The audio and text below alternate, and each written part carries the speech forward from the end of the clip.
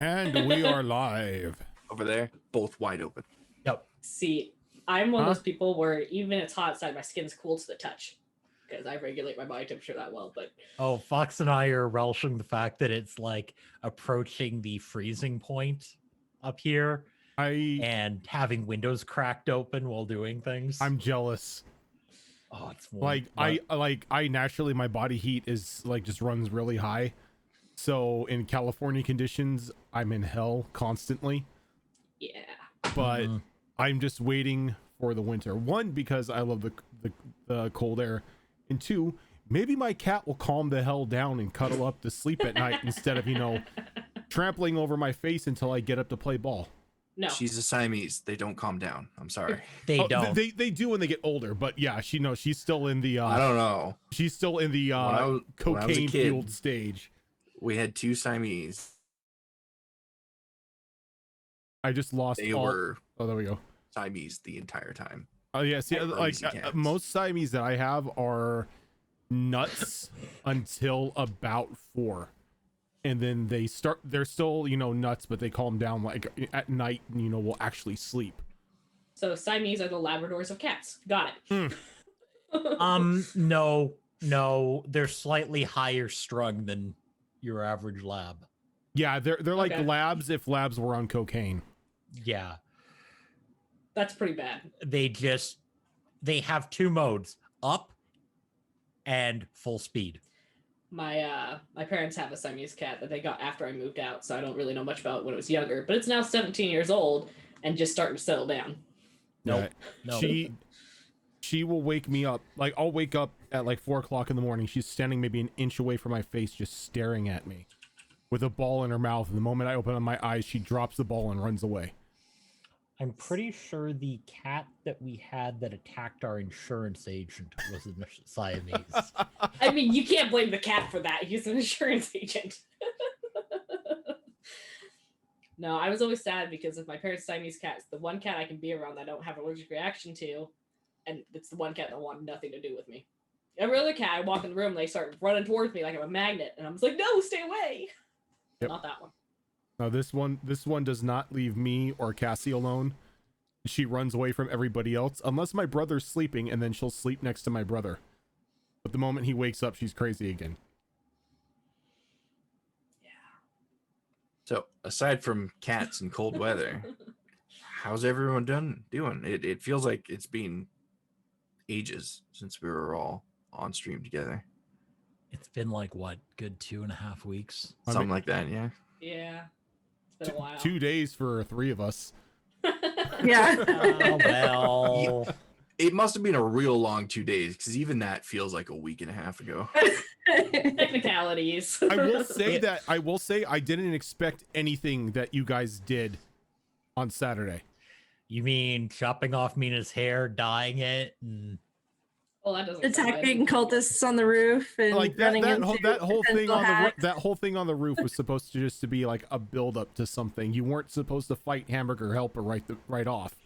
Yep. And then all of a sudden it went from that to like a chase scene from Cops. Yep. with the lion the running up the See- side of a building. Oh. I can understand the lion running away. That makes sense to me. But Mina, come on, girl. Come on. What are you doing? Mina functions under the concept of guilty until proven guilty. Yeah. Yeah, that sounds about right.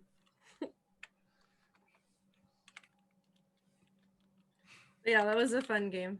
I'm more at the It catch was. up on that episode. I can't wait to see this. Yeah, it was a lot of shenanigans occurred. All the shenanigans. That's the best. Shenanigans are the best. It was definitely, I can imagine it being one of those DM days where it's like, well, I had all this prepared, but you all decided to do your own thing. I'll Matt just Mercer throw that out." grabbing the goblin paper and just tearing it up. Look, That nope. was Saturday. Yeah. I had What? you guys, like when you said you mentioned that you were going to the apothecary, I'm like, finally I can introduce this guy. You didn't get to him until the end of the episode. Yeah. Why is it that in any of Rojan's games we cannot just go shopping without it breaking out into a fight? We just Or can't. things catching Pickles? fire. Mina. two very different Esthea. forms of Tickles, Esthea. Mina, Esthea, I think Esthea needs three fingers of Zael, her own. Keo. There's that episode. Those games. We're gonna do shopping. Esthea does a line of Red Lyrium first. It's like, or this is how we start the day. Okay. Hey, that was never her fault though. That No. red lyrium was always just laid out on the table right in front of her. Yeah. What was she Pre-cut- gonna do? Say Pre-cut and everything. So, what do we have in store for us tonight? no? Well, that's a good question. There are a lot of possibilities, and it's going to be entirely up to you guys what you do. I'm still very afraid that at some point we're gonna run into Keo. Without giving anything away, I've placed markers all over the map for this game, markers that only I can see, and I've written like little scenarios for each one. One of the markers has no scenario written for it. It's just simply called Keo. Shit. I both really want to have run to this marker, and at the same time, I really don't. It's just Keo throwing a fit, lighting more of the desert on fire. I mean, she was only there in that spot for like 7 minutes, but a lot can happen in 7 minutes. But on that note, I guess this is officially episode 1 of the mini adventure that is going to be taking place while Zorro and Shadow Fox recover from having a baby. We're going to keep this one going really until they're ready to come back. And then we'll probably have a week or so to wrap it up and jump back into Mass Effect.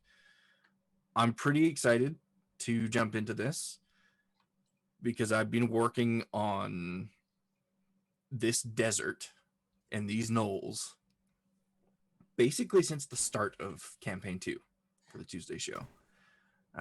And this is giving me the opportunity to show that to other people and let you guys turn it into your playground. And it could be a lot of fun. It could be pretty painful. I know some of the abilities that some of you have, so I'm excited to see those come into play.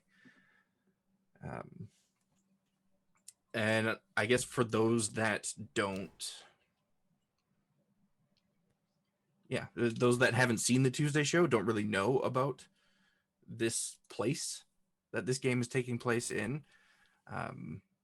It's happening in the Maw Desert, which is a harsh and unforgiving landscape and home of the only known Gnoll settlement on this particular continent, called Daggertree, or formerly called Daggertree. It's known now as Wraith's Cast. It was renamed by Matriarch Zael after establishing New Daggertree in the heart of the Mirage, which is a small section of desert directly south of the Maw. It's a recent change, and bound to cause some confusion for travelers until the new name catches on, especially those that travel via teleport. Approximately half of the Gnolls in Wraith's Cast made the move to New Daggertree, and so the settlement feels a little emptier than what everyone is used to. But Gnolls rarely waste any time when it comes to making new Gnolls, and there are already signs of the population bouncing back in the coming months. Much of Wraith's Cast is still kind of made up of temporary buildings, if you can even really call them buildings. Most of them are made up of heavy canvas and hide tents of all sizes. Colorful cloth is strung between them to shade the walkways and the streets of the settlement. Though Daggertree, or Wraith's Cast, is lacking in the organization of modern towns and cities, such as market streets or guest lodgings like inns. For those that live here, it's never difficult to find what you're looking for. Gnolls that have taken to trade and supply tend to decorate the area around their homes with lavish, colorful rugs and carpets. Trophies in gold and pilfered jewelry hang from the shade cloth around them. Many even display all their trade goods right out in the open, on the sides of the street, jamming dozens and even hundreds of knickknacks and weapons and linens onto rickety display stands. Theft is not really a worry for them, as it's always dealt with quite swiftly and usually violently. With the newly established trade routes with Kaskar, many gnolls, along with the help of a few brave dwarves from Kaskar itself, have taken to building more permanent structures within the settlement. The sound of hammers are constantly ringing out over the yips and cackles of the residents. In the northwestern corner of Wraith's Cast is an area of flat, hard-packed earth that the warbands use for training. There are a dozen or so grisly-looking gnolls there right now, sharpening their skills. And sitting on the western edge of the training ground, watching the action, is a young gnoll with coppery brown fur named Iza. Would you care to describe your gnoll for us? Yes, so my gnoll has coppery brown fur and some purple markings about her face that I can't recall right now. And a black muzzle, and she has just simple piercings in her ears, nothing more than studs, nothing that could get caught during fighting. And she's probably just studying every gnoll in that fighter pit. So you're sitting there watching, and there are, like I say, about a dozen gnolls there, all of them pretty high in the hierarchy of their particular warbands. You don't really get the feeling that they'd let you join in, and that's why you're just sitting there watching instead. And you've been there for maybe 30-40 minutes or so. And let's start off with a perception check, actually, from you. Well, that's pretty good. Perception. 23. That is very good. Okay. You're not really sure when they arrived, but you're suddenly aware that a gnoll is standing right behind you. Standing and watching you. So I'll probably shift so I can get a look at what this gnoll looks like, but still be able to see the training grounds. Looking up at them, they are really nothing noteworthy. Their fur is a light brown, short, dark brown spots on it. They're wearing rags and linens. But you do notice a very long, very sharp sword strapped to their back. Looking up at them, you also happen to spot a red mark on their forehead that looks like a thumbprint that has been swiped upwards. And you know that that is the sign of Matriarch's personal guard. And they look down at you. They kind of get down on their knees to get an eye level look at you and lean in real close. You're Iza, right? Yes. Your presence is requested by the matriarch. Oh, nod her head. Go to her tent and wait outside. She'll follow what she was told. Okay. So you make your way down through the settlement, and this particular gnoll doesn't follow you. It heads off in a different direction, looking for one of our other companions. I have to remember your names. Hold on. You're all Zed names. Is it Xerax or Xerex?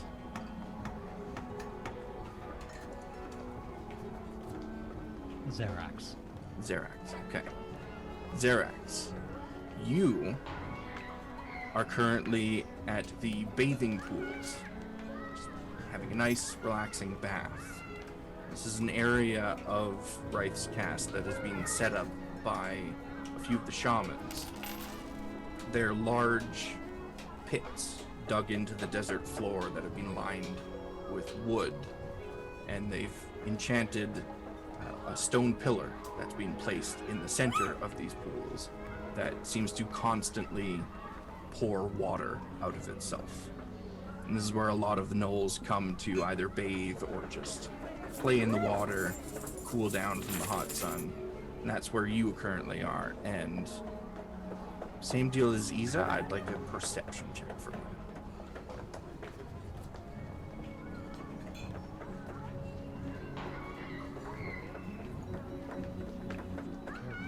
There it is. 14 total 20. Okay. That's certainly enough.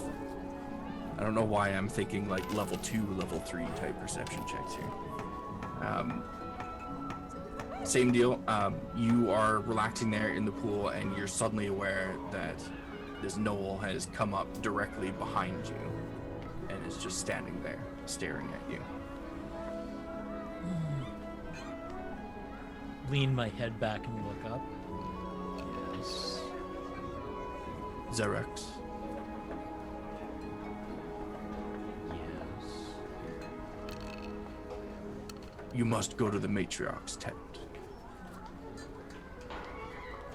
Now? Do you want to keep the Matriarch waiting? Fair enough. There should be another there when you arrive. Wait with them. Alright. And that Gnoll, just like before, wanders off, not in the direction of the Matriarch's tent. Zara. I know where you are, but I would like you to describe for us where you are right now. Is that because I created this place? Yep.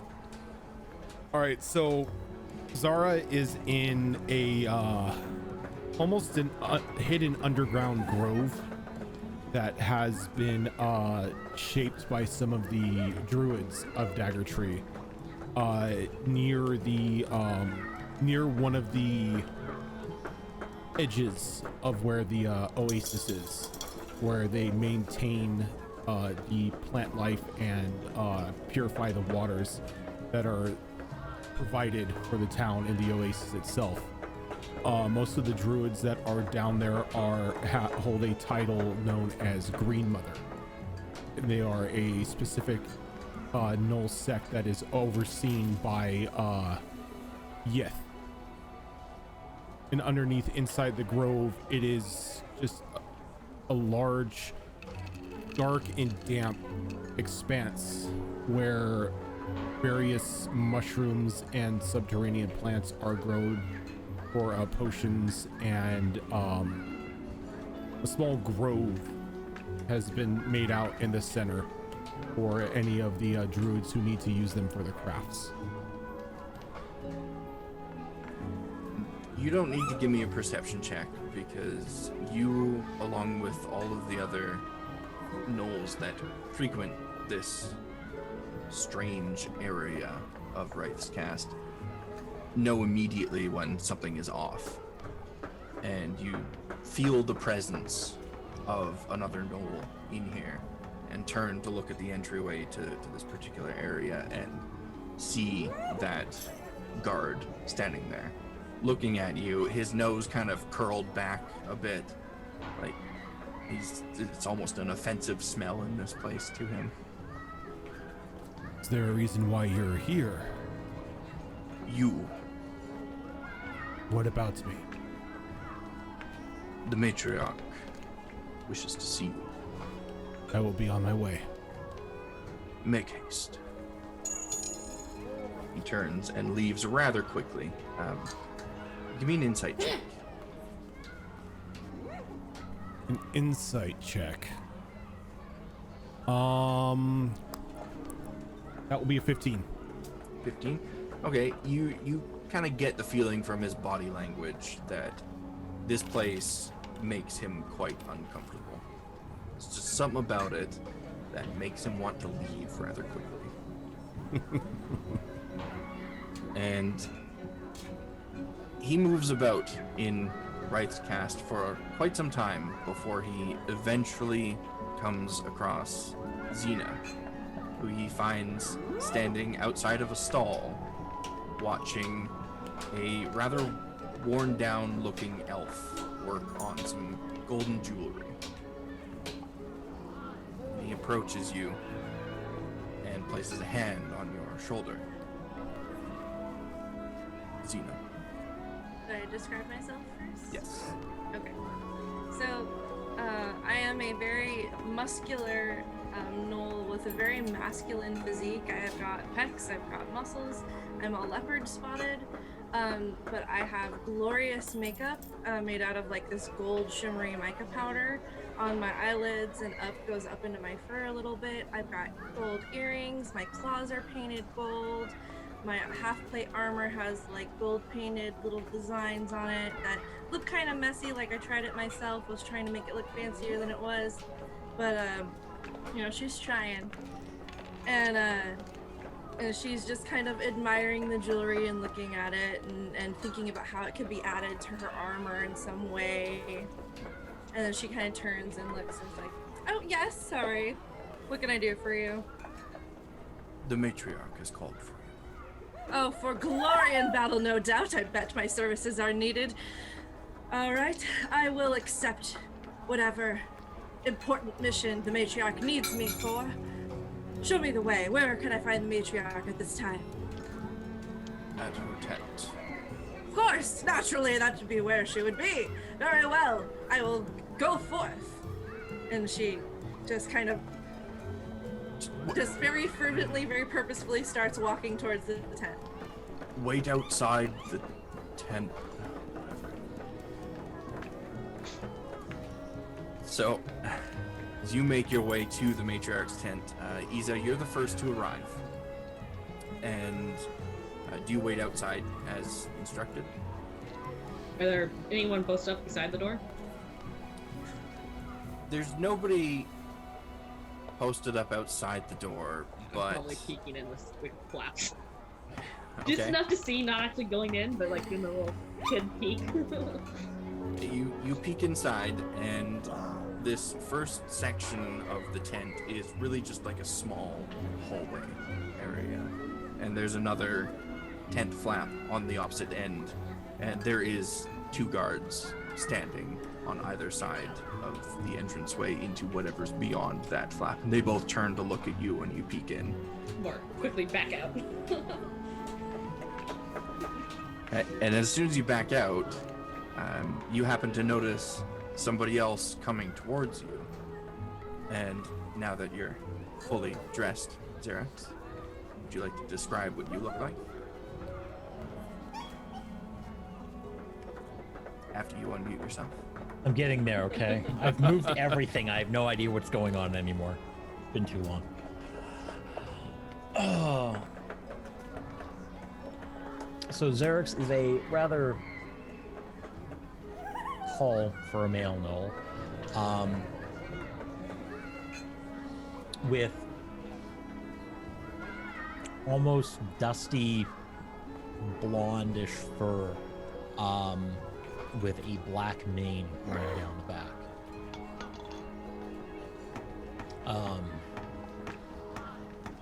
Wearing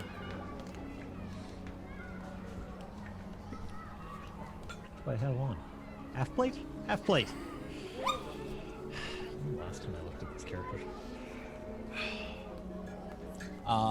And a collection of axes hooked on belts on his armor.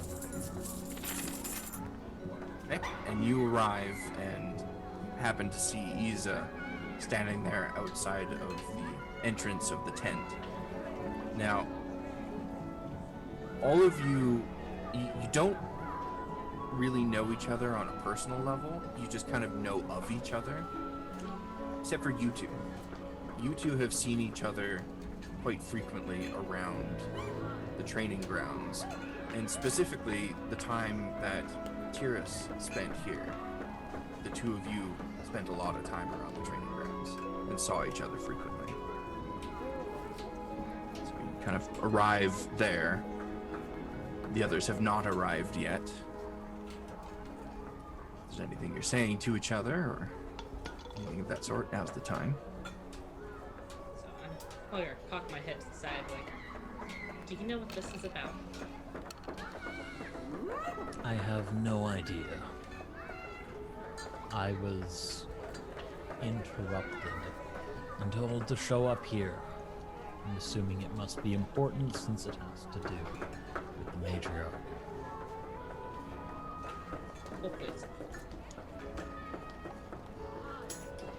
Just as you say, hopefully it's important, a certain robed figure strolls up to the group.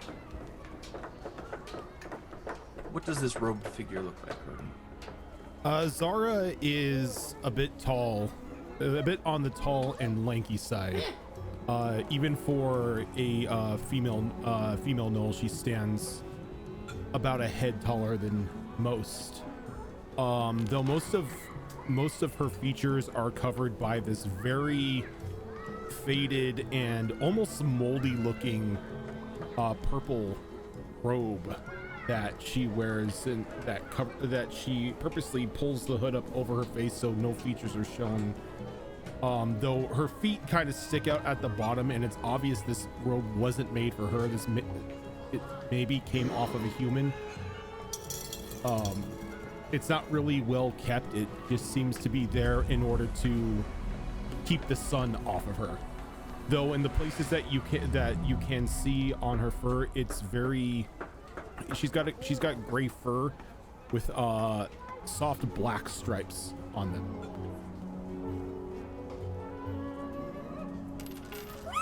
And the two of you that are there already, you recognize that this is somebody that frequents the Green Mother's den of Wraith's Cast. There are a lot of whispers about not just this person, but the Green Mothers themselves throughout Wraith's Cast. They're a little bit odd. Not everybody trusts them, but they seem to be doing quite good things for the clan. So this character approaches the two of you. You can probably assume at this point that they have also been summoned to the tent.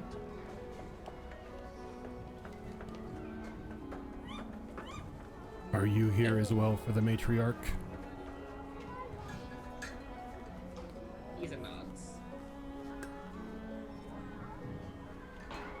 Yeah. Nervous energy. Well, I would assume it doesn't have to do with anything of the dead if 3 of us are involved. Shame. We could have used more fertilizer.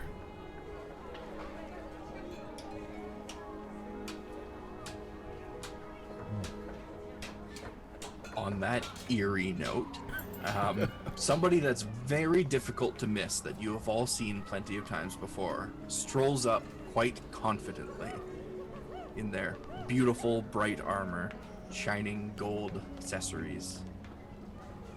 Make way, small tribesmen. I have been summoned to meet with the Matriarch. I will be going forth, and I try to burst through the tent. I just kind of try to come through. 2 guards that are at the secondary door inside kind of hold their weapons out in front of you. My bad. I will wait outside of the tent for when I am summoned by the glorious Matriarch. At ease, fellow tribesmen. She closes the tent and retreats back. Is it probably Snickers at this? Well, hello, well met. Yes. Robed one. Yes. You smell of fungus. Yes. How is everyone this fine day? Are you any quieter at times? Or is this... It's actually more of my quiet volume. You are quite the tribesmen. Okay, so seriously, what are we doing here? You guys know? Anyone figure it out yet? Yeah? What No. glorious missions do we got to partake? We were told to wait here patiently for the Patiently? matriarch. I was hoping for a dead body, but it seems now 4 of us have been summoned. Well, don't know what to say about that. And I'm- so all of you stand there a little bit awkwardly for a few minutes, and that same guard that had summoned you eventually makes his way there. Looks at all of you. You all ready to see her then? I am always ready. Of course you will. And he peeks his head into the tent and calls out to the other guards, let them in. And then he steps out and pulls the opening of the tent back for all of you to walk through. And you can see inside that the 2 guards have done the same thing. They've kind of stepped back and pulled open the flaps of the tent doors. And I assume you all go in. Yeah, I'm gonna let everyone else go in first and take them Lena back. pushes her way forward, in fact. Wonderful, wonderful.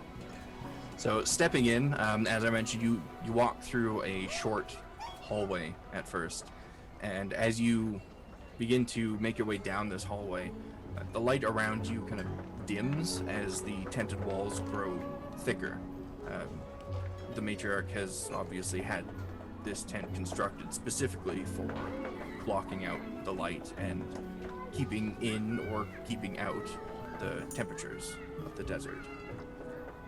And passing through the hallway, you enter a large main chamber of the tent, and you're immediately hit, all of you, by a heavy wave of heat, intense heat. And as you walk in, you see why. Sunken into the ground, about a foot deep, is a fire pit directly in the center of this chamber, and its flames are large and bright, dancing to and fro.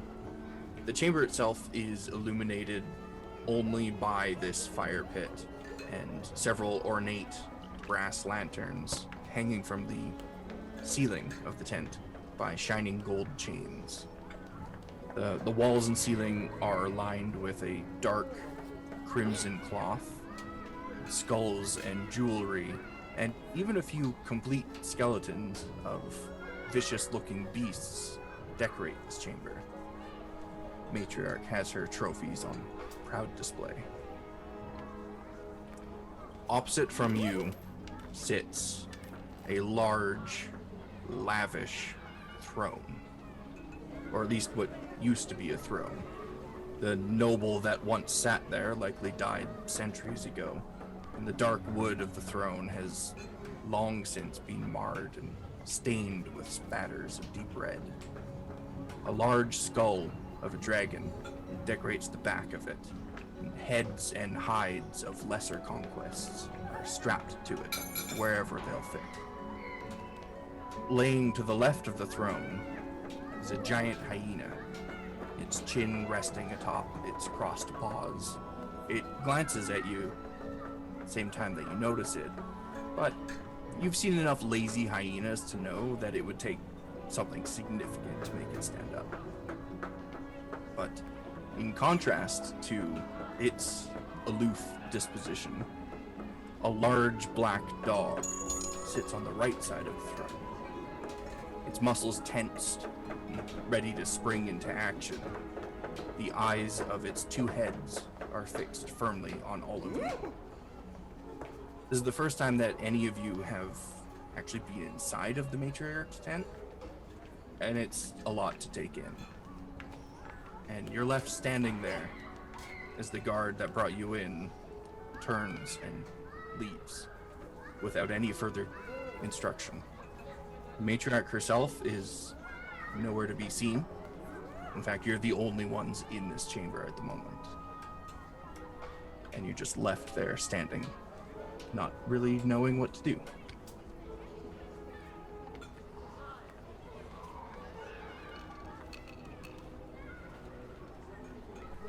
And you said there's no one else in here?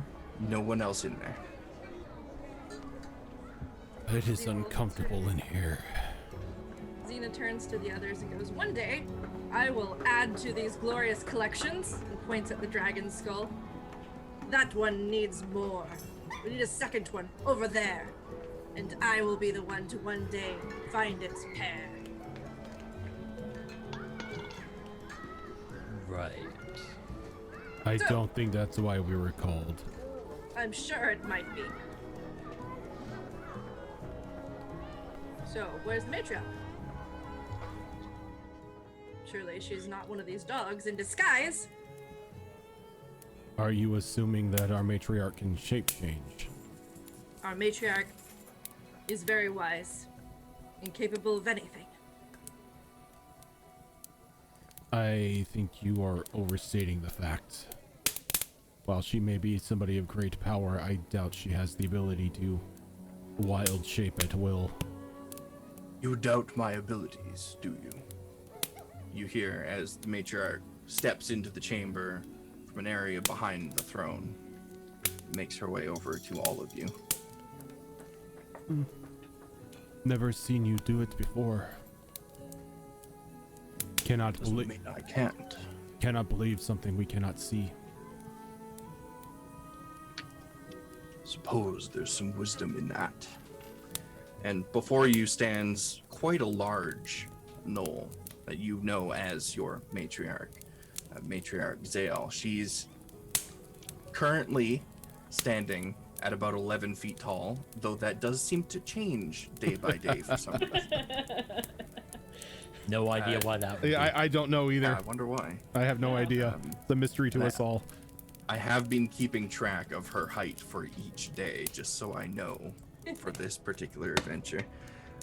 She isn't wearing much, and she never really does.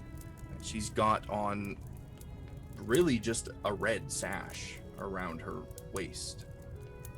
But in her hand, she does carry what you all recognize as the weapon of the matriarch. A large two-headed axe called Skull Crusher. And as she's making her way over to all of you, she kind of places it down on the ground, leaning up against the throne. And she steps up to Iza. Kind of leans in, looks at her, sniffs in her general direction, like she's examining you head to toe. Iza's eyes are probably just stuck to the Skull Crusher. Not like she wants to go and grab it, just like she's examining it. Curiosity mostly. Eventually she seems satisfied and moves on to Xena and does the same thing, examines you head to toe. Xena Sniffs at immediately kneels in front of her and bows her head. "My lady, I am at your service, should you need me." I will have need of you. And she steps over to Zara. She leans in really close, like her nose is almost touching your nose.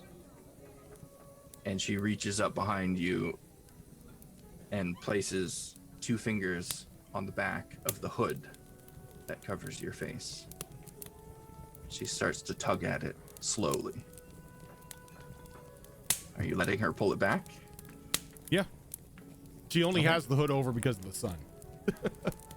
Seeing no resistance from you, she stops and leaves it as it was. Moves on to Xerax. Looks intently at you. Are you looking back at her or are you looking away? I'm looking back and looking up. Okay. So, as you look at her, you see that her eyes are pale blue and milky. Beneath their surface, a pearlescent shimmer that seems to be in a constant turbulent swirl. looking into them, you can see the silhouette of your reflection. And the longer that you look, the more you swear you see the reflections of other creatures. Creatures you know aren't in the room around you. Humans with impossibly long limbs that seem to be reaching out to you. Crawling horrors with maws that split their bodies down the middle.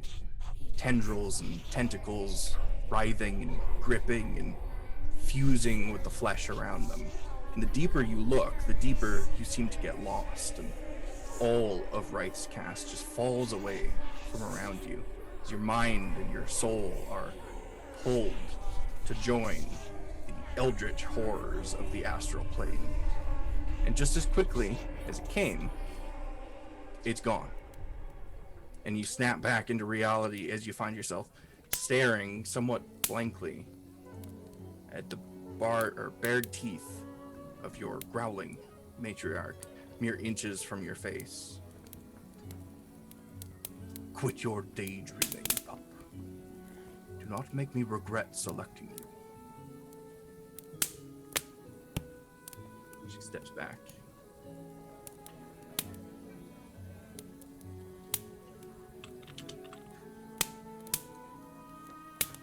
Do you know why you are here? All of you. Not particularly, no. From what the guard said, you have need of me. Your clan has need of you. All of you. We have spent generations at war. War against a nation that has brought us to the brink of extinction. That tested our resolve and pushed our ability to survive in the most unforgiving environments to its very limit. And what has that done to us? This is not a rhetorical question. I am asking you, what has that done to us? It's made us weak in the eyes of our enemies. In the eyes No. of those around us. It has not. It has made us stronger. Physically stronger. Gonna be my answer, but I thought it was wrong. It has made us tactical fighters. It has made us better hunters. Yeah. But there is wisdom in your answer. Because it has also taken from us our history. It has stifled our culture. We have spent generations at war, focused solely on surviving and devouring our enemy. This is the only life that my brothers and sisters know. But you are our sons and daughters, and I will not have our past be your future. She starts to kind of pace back and forth in front of you, with her hands behind her back like a teacher giving a lecture to their students. When I became matriarch, I declared that day the founding of the first Gnoll Empire, the beginning of our rejoining with the world. The day will come where we hold a presence in every major city on this continent and beyond, where we are never again denied our place among the so-called civilized people of this land. But first, we must reclaim what was lost. Beneath the shifting sands of the maw are the bones of our ancestors, the first gnolls to seek refuge in this place. Who were they? Why did they choose this place? We may never know the answers to these questions, but the desert holds many mysteries. And to understand who we are, we must first understand who we were. This is the task I am entrusting upon your generation. Understand our history so that your children do not repeat it. You will be entering the desert not to fight, not to hunt, but to learn. The desert will provide you with what you need to survive, as it did for the first Gnolls, as it has for every Gnoll that has followed. Your clan will provide you with what you need to thrive in the desert. Go. Acquire what you need for the journey. But do keep in mind that the heat is not forgiving to those that do not travel lightly. Meet me at the eastern edge of the settlement, but do not keep me waiting. As she's starting to kind of close her lecture to you, all of you spot, creeping into the room from the same place that Zael came from, a little Gnoll, similar colors to Zael, but with a much darker streak of fur down her back. I think probably Xerax and Iza recognize this little Gnoll as Zael's daughter. And she's tiptoeing into the room, and she sees you all notice her, and she like holds a finger up to her lips. And she slowly makes her way over to the axe that Zael placed down against the throne. She wraps her arms around it and hoists it up, and she's struggling. She's really struggling with the weight of this thing. But Zael is far too busy making her speech to notice, and the little Gnoll begins to walk out of the room from the same direction that she came. Do any of you say anything? More keep staring at that spot as if the axe was still there. Trying to Zara's just gonna stand there and following the little one, like slowly carrying the axe away with her eyes. Don't mind me just reading something. Okay. So she gets away with the axe, and Zael finishes her little lecture and motions to the door of the tent the same way that you guys came in. She's said you have the opportunity now to gather whatever you think you might need for the journey ahead, and to meet her at the eastern edge of Wraith's Cast after you've gathered those supplies. So that is the task before you, should you choose to actually do it. Shopping episode. I created a culture that specifically does not have shopping. Bartering episode. I'm just gonna go back to the grove, stock up on supplies and whatnot that I'm gonna need for the spells. Make sure I've got my weapons on me, and I'm good. Okay.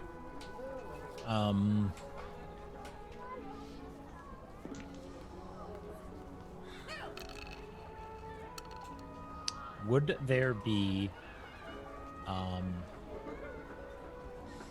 someone who would have the supplies for creating potions and such? You could probably find someone that has like an alchemist kit or something that you could take with you, and some empty bottles, empty vials, and a few minor ingredients. Okay. So, with Iza's knowledge of what can happen out in the desert, she's going to go try and find anywhere she might acquire health potions, salt, anything like that, and then rations. Okay. You can find that easy enough. Well, you can find somebody that has that easy enough. When you go and request health potions, however, you are told that the Matriarch has limited you guys to one each, should you choose to take them. She'll take hers. One standard health potion. She'll see if they'll give them to her so she can give them to us to everyone else. Give me a persuasion. Not my strong suit. Oh, no. So I rolled a 4 with my -2 is a 2. Okay. They give you 1 health potion. Try. She's gonna take her health potion and go on to gather just kind of the general supplies they need to survive in the desert, and then turn going. And this is the opportunity now to gather whatever you guys think you need, whether it's weapons, armor, rations, water, spell components, any of that kind of stuff. Now's the opportunity to grab it. She's probably gonna head to wherever they have weapons. Okay, there are a few places throughout the settlement that have it. Is there anything specific that you're looking for? She likes blades, so probably a sword of some sort. Sword of some sort? Okay. You find a gnoll that offers you a long sword and 2 daggers. She'll definitely take those. Now, just to make sure, we have the basic weaponry that we had down, correct? Yes. Yep. Okay. My only other question is, what does the alchemist kit run off of stat-wise? That will depend on what you're using it for. Okay.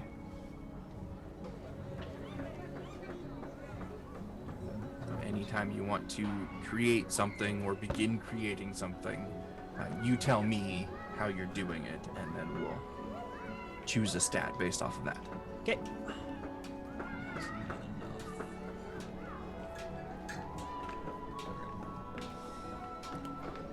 Well,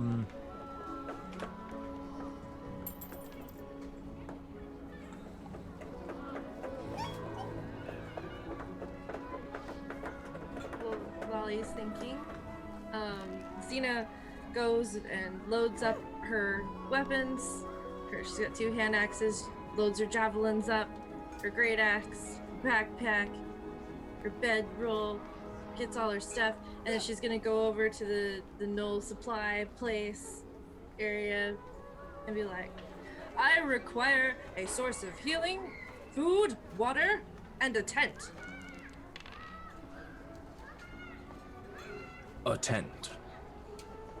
Okay, maybe not the tent. I just, it's Oh, we have tents. sometimes, Yes, a tent. Why do you need this stuff? Oh, I am on a very special mission for Zael, for the Matriarch, and I require these things so that I may be fully supplied and stocked to go forth out in the desert and achieve my goal. So please give me the best of what you have. Right. You're one of the 4 that... Okay. All right. Of course! Right. Who else do you think the Matriarch was going to send on this mission? Jack? Right.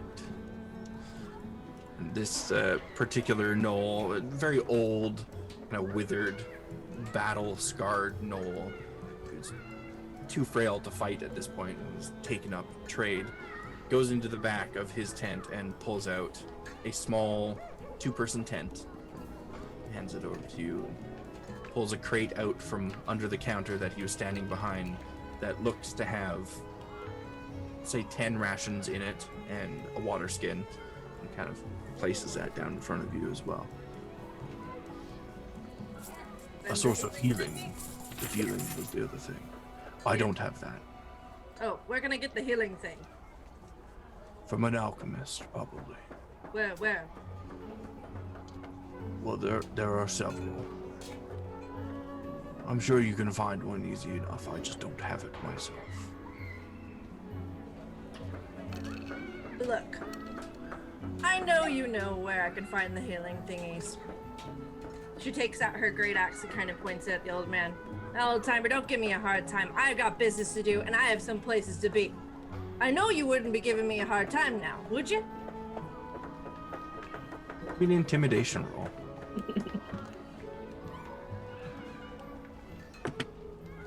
Nat 20 for a total of 24. That beats his 19. He smirks at you and lets out a bit of a guffaw and goes back into his tent and comes out with 2 bottles. Each of them have a light red liquid in them. Places them You. down. Thank you, sir. Alrighty. Good luck out there. Puts her axe away. Thank you. I will. I do nothing but good work. She takes the potions, head on towards the meeting area. That was a much higher roll than I was expecting. Me too. So if there's anything else that anyone wants to grab, Raven, you look like you were thinking about something. I was.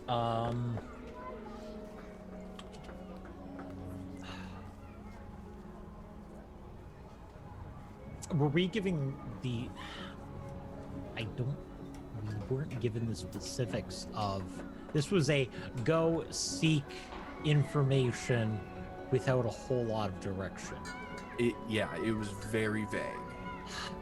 I am going to try to track down at least one, if not 2 climbers kits. Okay.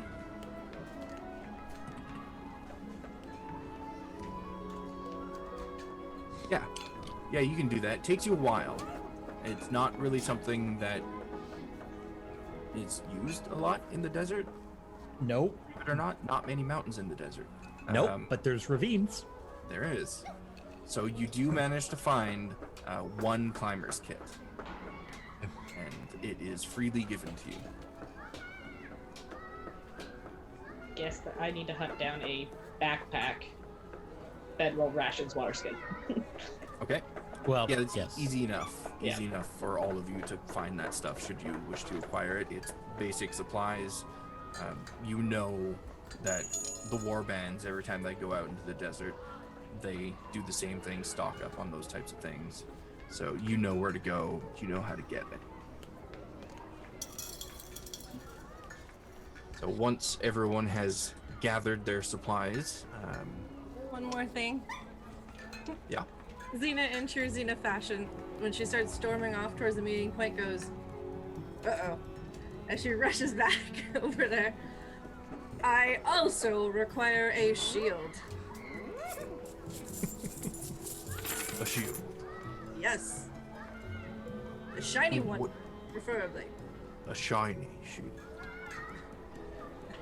She just gestures to herself. Understood. Again, goes back into his tent, this poor guy, making him get up all the time. And comes back out with what looks to be a hardwood shield that's being coated in some sort of iron plating on the front of it. And he kind of sets it down on the counter in front of him, pulls out a water skin, dumps it on the shield, takes the bottom of his shirt and just kind of wipes it off to clean it off a bit, make it a little bit more shiny. There you go. Shiniest I got. Acceptable. Thank you. Acceptable. I say. And Acceptable. I'm waiting for the kids these days. Oh, it's going through his mind. Right from the start of that interaction. So probably on the way to the meeting point, I'll stop by my tent and grab my shield. I'm Okay. assuming I was already in my plate armor since I was at the training grounds. Yeah. Well, I didn't have Yeah. the shield on me, as I knew I probably wouldn't be fighting. Good assumption. So, anything else that anyone's grabbing?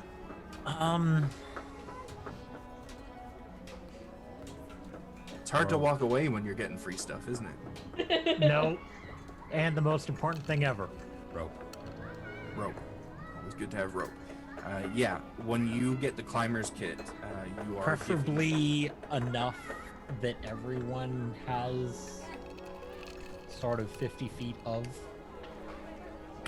I already have some rope. I have 50 feet of hempen. You are given 120 feet of silk rope, 120. I can live with this. and it is in 2 spools of 60 feet. That's fair. Anyone else feel like Ash should be having a fit over silk ropes? Well, it's lighter. It is later. And I personally don't feel like getting stuck at the bottom of the chasm with no way out this week. No, you don't feel like doing that? Nope. Was that story point? It sounds like something I would do. I mean, I only drew a giant chasm right on the map for you guys. So now that you have the rope, now that you have your shiny shield, anything else?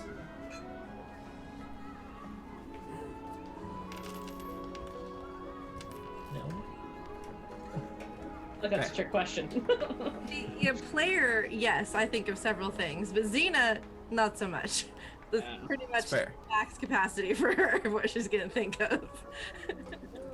So, is it safe to assume that you're all making your way to the eastern edge of the settlement then? Yeah, that's where I'm heading, yes. Yeah. Okay. Yep. So you all probably meet up with each other on the main path through the settlement that leads to the eastern exit. And as you approach the eastern edge of the settlement, you can see Matriarch Zael standing a couple hundred feet outside of its border, looking off into the shifting sands of the Maw Desert. A gentle breeze is blowing across the ground, picking up small particles of sand and carrying them through the air. Large dunes rise, twist across the horizon as the wind slowly, patiently carries them over the desert floor. Keeping her eyes fixed eastward, Matriarch speaks aloud when you guys reach her, acknowledging your arrival. And the tone in her voice it's a bit of a solemn one as she looks out to the horizon. You know, there was a time where I'd considered never coming back to this place. It was after Grand Shaman Yith was pulled from the clutches of the Kamiroskins. That journey had taken its toll on me, on both of us. I had done so much bad in the world in order to reach him. I was willing to give up everything to get him back. And I was prepared to destroy everything if he was lost. She quickly turns around to look directly at each of you. Do you think less of your matriarch, knowing she had these moments of weakness, knowing that she could have abandoned our home? No, the fact that you overcame those weaknesses just shows to your strength.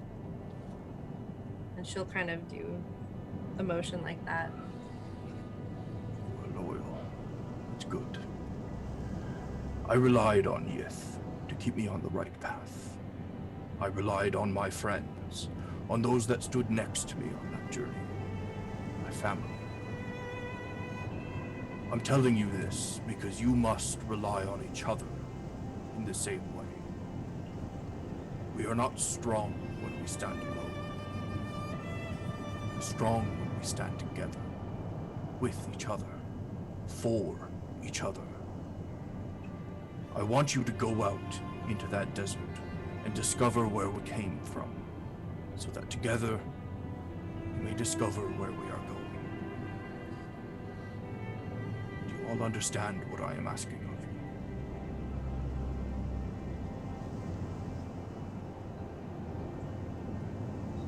Gonna give a soft nod. Good. Now, show me the equipment you have prepared for this journey. Shink, shink, shink, shink, shink, shink, shink, shink. Just, Certainly are prepared for battle, aren't you? Yes. She kind of like just slams her chest, making little poundy sounds, and then puts everything back. Do you have rations, water, shelter? Well, for 2 people, I can only have 1 other person in my tent. Nature will provide our food. Yes, precisely. I would like you to place all of the rations, the water skins, and the shelter supplies that you have in a pile right in front of me. Tunk, tunk, tunk, tunk, tunk. Let's toss the water skin down in the bedroll. Yeah, I'll follow suit, but I'll probably be still the last one to do it. A little more reluctant looking. Does Zarex place the survival supplies in the pile as well? I kind of look at Zael. And she's looking at you with a big smile on her face.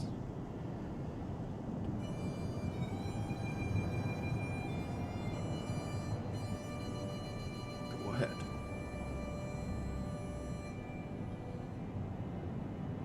Wouldn't we need these?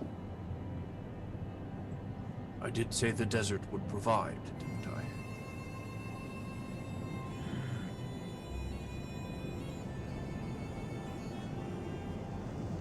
It also said the clan would supply the desert food. Yes. You have weapons, do you not? You have armor, do you not? The clan supplied that, did we not? You see, you are all but pups still, and even pups need to learn how to hunt. This is a journey of education, but it is a lesson in survival as well. So if there's things we need, we should make them while we're out there. More or less. You need food, the desert will give you food. You need water. Well, the desert doesn't have much of that, so that's on you. You need shelter. Make shelter. So, no tent then. No tent. And Okay. if any of you have any silk blankets on you, I'm going to have to take those as well. Silk blankets. Silk Long doesn't story provide behind much. that one. Does our society have silk blankets? Our society does not make silk blankets, but we certainly acquire them. But why would we need them? Sometimes, you like just to bring a little luxury with you. Doesn't mean anything. They're That not level of luxury warm. seems excessive. Seems human. It's fine. I don't need it. I don't need any of it. It's gonna be fine. It's gonna be... Can I We'll be bring? fine. And she holds up her little case of makeup. Yes, you may bring that. Really, I am only taking your food and water and tent from you. So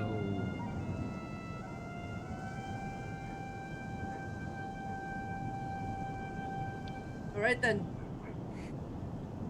It is to be a lesson. Zarex, you look like you have something to say. do you wish us to leave the... And I hold up the rope and the climber's kit and go,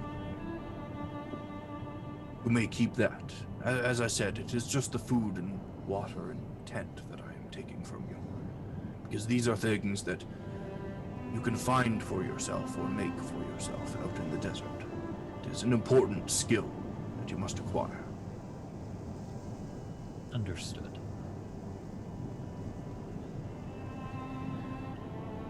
Now, do you know the surrounding lands at all? I know some of you have been a little ways into the desert, but not too far, I hope. I've been on some bands, just traveling about, protecting the lands in the nearby, but not too far. Not unless the Green Mothers were ordered from the city. Well, to the north, you'll find the old Colosseum. Beyond that, you'll find my keep. To the east is danger, really, but also a path to the coast. South is the divide. I'm not telling you where to go. That is going to be your choice. But do choose wisely.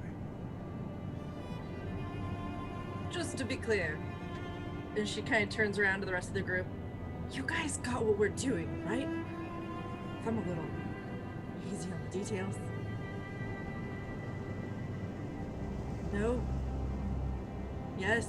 But I understand we're going out to find...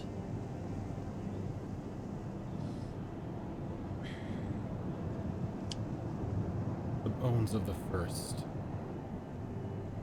Do we and know where to that is? learn how they survived. So it could be anywhere? And Xerx just gestures widely at the desert out in front of them. As I said, our history has been lost. You must find it. Ah. Makes sense now, I think. Thank you. Perhaps you will need a little bit of extra help. Pulls out from a little bag that hangs on her waist one bottle that's filled with silvery, shining liquid. Holds it out. This is a potion of watchful rest. It will allow you to stay up beyond your usual means without suffering any penalties. I only have one to give, so it is up to you who gets it.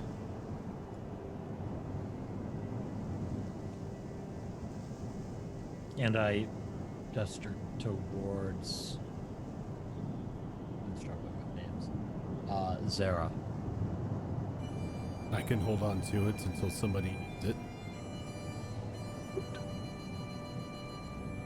Now, did any of you acquire any means of healing? I have magical or healing from the spirits anyway. A heavy health potion. Tina holds up her 2 potions.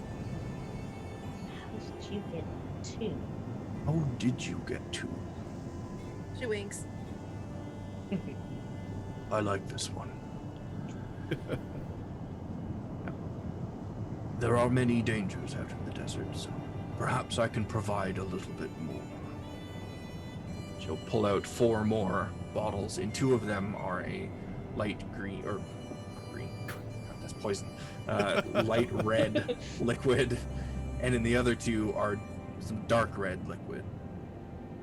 Take one of the light. These are of my own creation. I developed this concoction during my travels, as we often found ourselves in dangerous situations. She hands the 2 light red ones to you, Isa.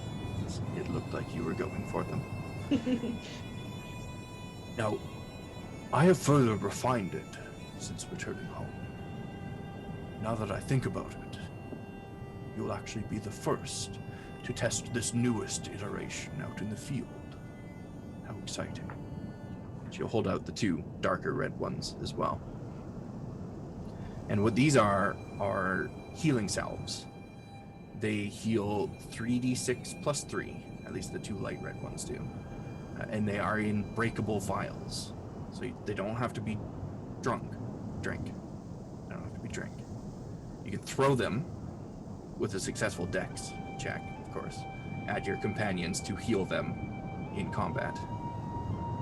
And the 2 dark red ones are the same thing, but they are a greater healing salve. They heal 5d6 plus 3.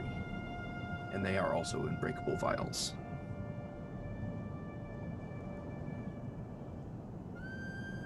She seems to be thinking about something else. That you can see her hand kind of tapping in the pouch on her hip. And she seems reluctant to pull out whatever it is. But eventually she does furrow her brow and pull her hand out. This is very important to me. She opens her hand and there's a curious little box sitting in her palm. It is a means of communicating across great distances. All you need is one's name. Whisper their name into the box, and it will deliver a message for you. But the communication is only one way. You will not receive a reply back. At least not through the box. Take it with you, in case you get into a situation that you can't get yourselves out of. But do make sure you return this to me. See, my journey is not yet over. I have a feeling I will have need of it in the coming year. Understood? Perfectly, Matriarch. Wonderful. She hands it to whoever wants to take it from her. And she begins to just head back into the settlement. And she gives Xena an encouraging pat on the shoulder as she walks by. I'll In a take the pub bird shop. box. You got it? Yeah, Okay. I'll take the bird box. Fine with me. Who took all the salves and stuff? I took the 2 light red ones. Who's taking the 2 dark red? Someone who's capable of throwing them without missing. That's not Probably me. either Xena or myself. Yep. I've got a +1 to my dex. You're doing better than me. I got a +3 to my dex. You're really good. So I will take those. Yep. What was the it was 5d6 plus what? 5d6 plus 3 for the greater salves, and 3d6 plus 3 for the regular ones. Thank you. So now you are all left standing there, looking out into the expansive desert. You must now decide which direction you wish to head from here. But while you think about that, I think we're going to go ahead and take our first break. All right. So we'll take a quick 5-minute break here. So, and when we get back, we'll wander aimlessly in the desert. Being safe. I'm down. All right. But Sickos guys will be back in about 5 minutes or so.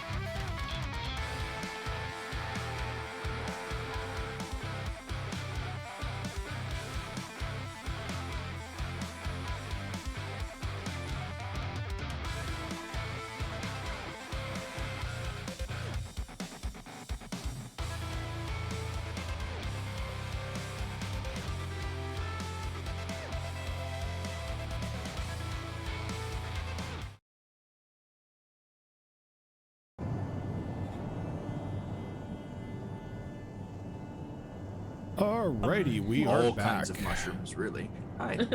Yeah, Worshipper speaking of about mushrooms, I don't know. I came back to a conversation on mushrooms. We were just talking about Zara's distinct mushroomy aroma. And we were talking about what classes we all were. Trying to figure out what I was looking at. What? So, all of you are there standing the eastern edge of the settlement, deciding on which direction you go. Now, no matter which direction you go, I have kind of put together a travel system. And the way the travel system in this is going to work is whoever is leading the group at any particular time will need to make a skill check.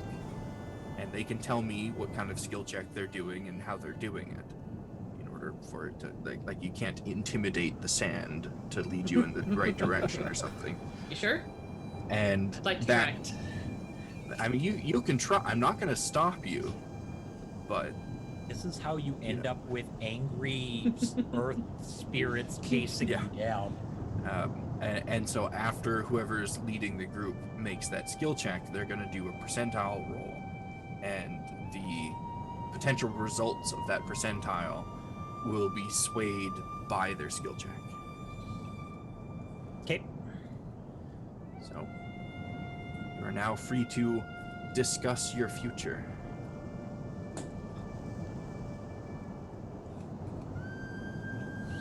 You all look smart. Point and we shall go. And Xerix points promptly northeast. What was that way again? Coliseum. Yeah. And I'm just gonna nod my head at what he's pointing at. Works for me. Then we go! And Xena trails forth in that general direction. Okay, so it sounds like Xena's leading the group. Oh no. It's just like, are you No. sure you are not some furry human? What? You seem overly ecstatic about everything. Well, this is very exciting, isn't it? But I realized I don't exactly know where I'm going, so maybe I'll just walk briskly behind somebody else. You! And she points at Xerax. The one who stated the direction and took the lead. I admire that. Go forth. I will be right behind you, guarding your back. And as for you, mushroom-smelling one, do not talk to me of humans. I am my own Gnoll. That's all you need to know. She kind of like whisks her hair back a little bit, her mane, her glorious Gnoll, blonde, golden mane. You are indeed your own Gnoll, but you are also painted like the humans. I am painted like me. There's... Look, as long as you can hold your own when we get to a fight, I don't care what you are. Very well. I will prove to you I am quite good in a fight. Haha.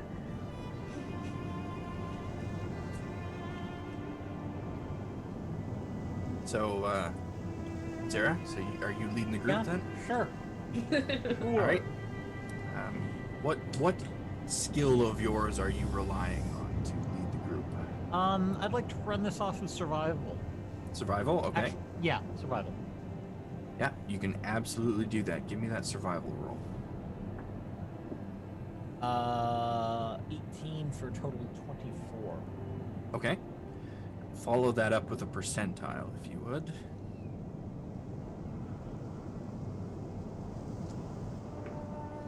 Uh, 29. 29. Okay. 29. Right off the bat. I never promised they were going to be good numbers. That's fair. I'm doing my best to channel my inner Rose here. I mean, that's your I don't first think- mistake there. Yeah, I don't think you want to do that.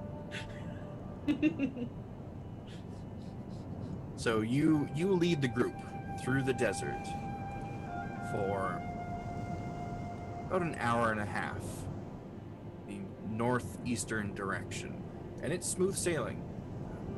It's almost like you knew exactly where you were going. And then you start to hear a buzzing sound. It's coming from your right. If you were to guess, maybe 70 feet away. Who hears it? Xerix is the first one to hear it.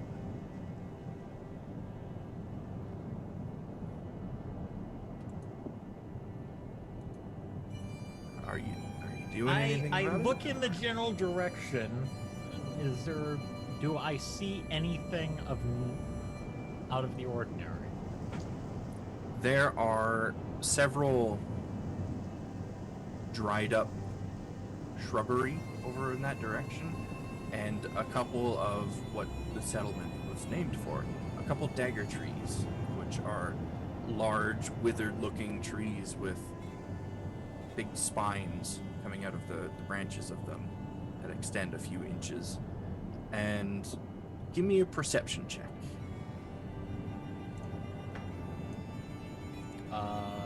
17 for a total of 23. 23. These perceptions.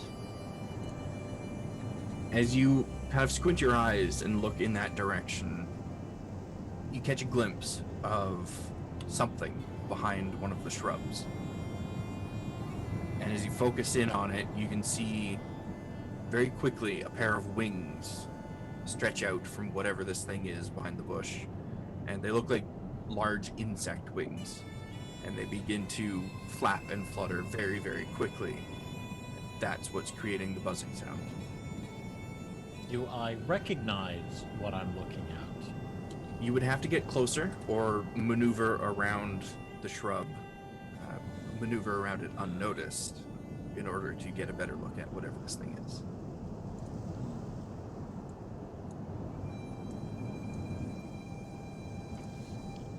Before I do anything, I'm going to point it out to the rest of the group. Okay. And as you pointed out, everyone kind of maneuvers themselves to get a better look, and you all start to see as well the wings kind of popping out from behind this shrub. How large are these wings? These wings, they're about 2.5, 3 feet in length.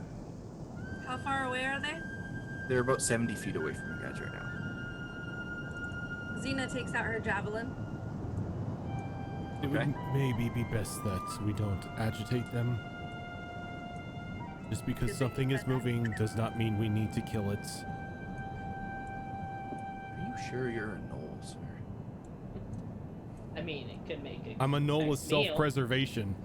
That doesn't make sense. Hey, I was raised by Yith, okay? I was raised by the brains of the group. Xena puts the javelin, lowers the javelin a little bit, pouting. I'm still curious. Don't worry, you'll have a chance to stick plenty of things out here. I'm still curious as to what it is. It's not something I recognize, at least from this angle. I will go check it out. Xena starts walking. Okay. Are you... Quietly. I was just gonna say, are you walking quietly, or are you just kind of strutting in that general direction? Wait. And she's gone. I could have made that easier. I feel like we need to preempt thoughts with instructions with this one. Do you have a rope? No. I hold up the large bundle of rope. Maybe And- we tie the rope to her and hold on to it. As So you she hold up doesn't that get large away. bundle of rope, I'm going to need everybody roll initiative. 2 minutes. 2 minutes. Man, Really? I always want to use these creatures, but I never have a group at a decent enough level to face them by the time they show up. They're pretty neat. Yeah, they are. They are. There we are. Bugs are always great. Oh. Oh. I am just going to have a single initiative for all of these creatures. Ooh, all of. I That's like easy. that. Do you, though? I mean, I'm not the one in the front strutting towards them like a madman. This That's is fair. This is always good when my first initiative of the night is a 1. Oh. Mine was a 20. Meanwhile, I'll just kick back here and let everyone else do their thing. Okay. Mine was They, an 8, if that makes you feel better. They It didn't roll doesn't. so well either. I'm trying to remember how to put on the decimal initiative. Oh, if you hit the little cog on the upper right of the character sheet, next Okay. to spells, there in the center box, top row, there's add dex tiebreaker. Thank you. I literally had to do the same thing. I'm like, I know what it is, but a physical representation would be better. Yes, agreed. I see. I know it's just Because your I'll forget. dexterity, but Because I'll forget, guaranteed, yeah. every time. just because I remember this time doesn't mean I'll remember next time. So, as you guys are discussing tying a rope around Xena, she confidently marches towards the bush that you all spotted the wings behind, and whatever's over there happens to spot her first. Oh shit. Let me. So, Xena, you see a little, well, not so little, it's more like 3-4 feet in height, insect creature come flying out from behind a shrubbery in your general direction to about here. Can we get the big view of one of these things? Yes, Yeah. what is that? Shift There it C. is. Yeah, Shift said. They look so cool. There you go. That They're is pretty really rad. cool. They are not Thrykean, but they're close enough to be not okay. Yeah, yeah. And at top of initiative, it is your turn, Xena. Xena looks at it and goes, "It's hostile, ugly." And And ugly. back and lets loose a javelin. Okay. Ooh, that was a good roll. 25 to hit. Yeah, that javelin gets bullseye on this thing. All right, and that's a d6. Ah, not good damage though. Only 6 points of damage. Piercing. Points of damage. Piercing. Yeah, these things take that full 6 points of damage. And I assume you were throwing it at the one that was coming towards you. I did. Yeah, and I'm gonna bonus action rage. Okay. I would like to rage. You may rage. Probably should have done that first, but this is a new class, new character. Who dis? Barbarians are so much fun though. Throw a weapon, then get angry. Well, see, it's weird with rage. If it's a weapon that it gives you that runs off of strength for its attack roll, Mhm. it's worth it. If it's not, it doesn't matter. Yeah, because the bonus to strength is great. And with thrown weapons, that's 50-50 if it runs off of strength for its attack roll. Yeah, Yeah. it has for me. Okay. Then you probably want to rage first. So, are you taking any movement? Yeah, I'm charging forward. I can move 40 feet, so let me do that. Oh god, you're a barbarian. Keeping That up didn't is going help to be a me. nightmare. I can't really see. There he is. So, diagonals. How do you do diagonals? Just 5 feet.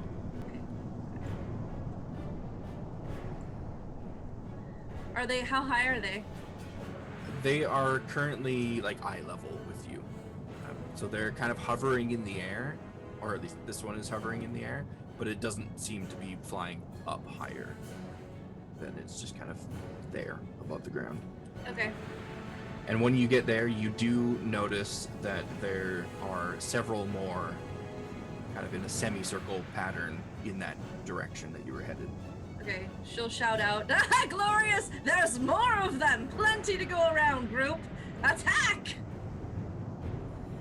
On that order to attack, Xerax. Sorry.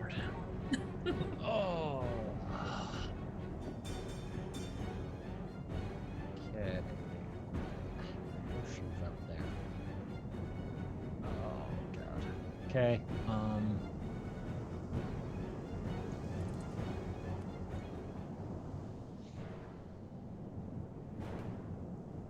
Oh, I was smart enough to do this. Um,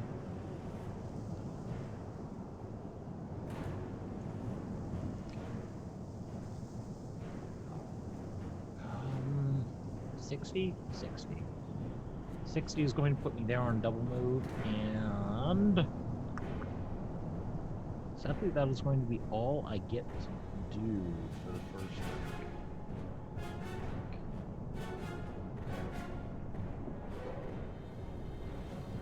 Yep.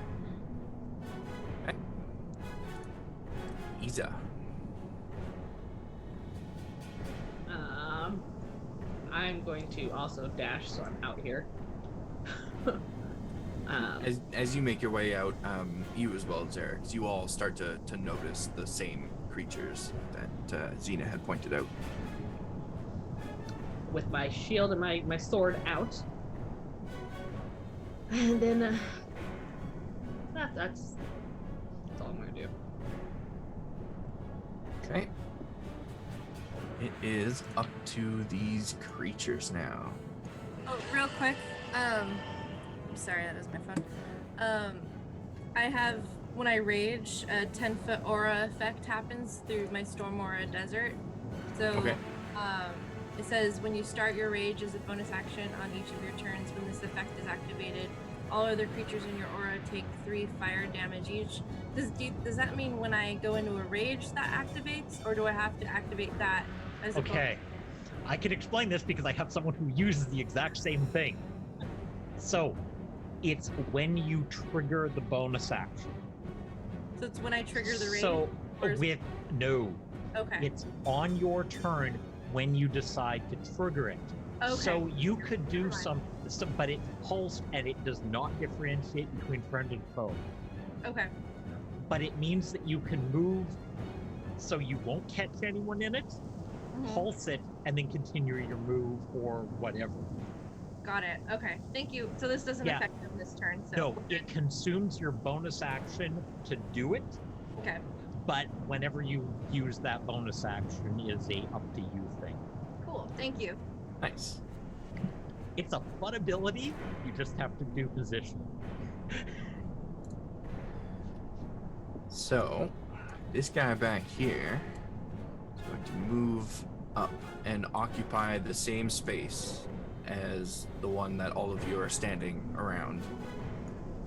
And he is going to make a melee attack against Xena.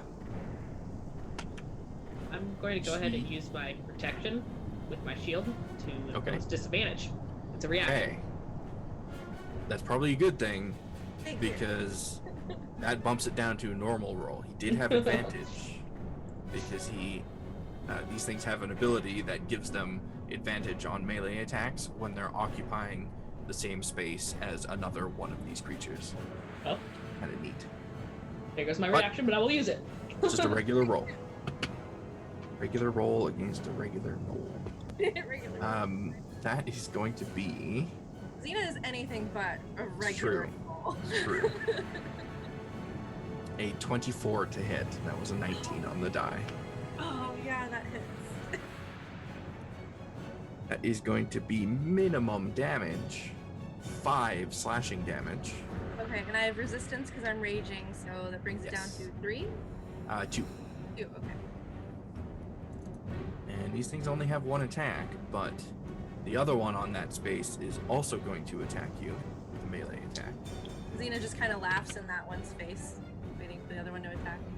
That Sorry. was an effective laugh because even with advantage, it rolled a 10. Yes! I believe a 10 doesn't hit you. It does not! Okay. I only have one reaction to get rid of the advantage. So, these two down here by this bush saw that reaction of yours, Isa, and they are both going to fire their crossbows at you. That's fine. As long as I don't accidentally close their character sheet again. Okay. Well, one of them may hit with a 20, dirty 20. Yeah, that'll meet it. The other one is definitely not going to hit with a nat 1, which we will resolve after I do the damage for that first one. That is going to be 7 piercing damage to you, Isa. And the other one... Did it just... Yeah, it totally did. Shot its friend in the back of the head. I'm okay with this. Do we hear that nice carapace crunching sound? Yeah, Oh. you do. The first crossbow bolt fires out and hits Isa, and that kind of draws your attention, all of you, to look over at that bush. And you see a second crossbow bolt fly out, and it just cracks the injured one in the back of the head for a significant amount of damage. Even better. Just move them off that square so I can reduce their HP. And that crossbow bolt sticks in, and you can hear the cracking of the carapace in the back of its head, and the bolt is stuck there in this thing. And the one that fired it shrinks down behind the bush, hoping that nobody saw that. We all saw it. Now the two over here by this dagger tree are going to fire crossbow bolts at one at Isa and one at Xena. That's another nat 1. Kyo, come on with these dice. I mean, are they I going to mean, do you're our job rolling the for us? Keo dice, so that right there is telling you there's an issue. Right? This happens every time I do monster hordes. It's just ones all over the place. That one unfortunately does not hit his friend though. That just goes way wide. He saw the other one shoot the friend, and he's like, okay, I'm gonna aim a little more careful away from my friend so I don't hit him. And he ended up not hitting anybody because of it. And the second attack was at Xena. That's only a 10. That's gonna miss. Nice. And the final two up there, one of them is gonna do a perception check.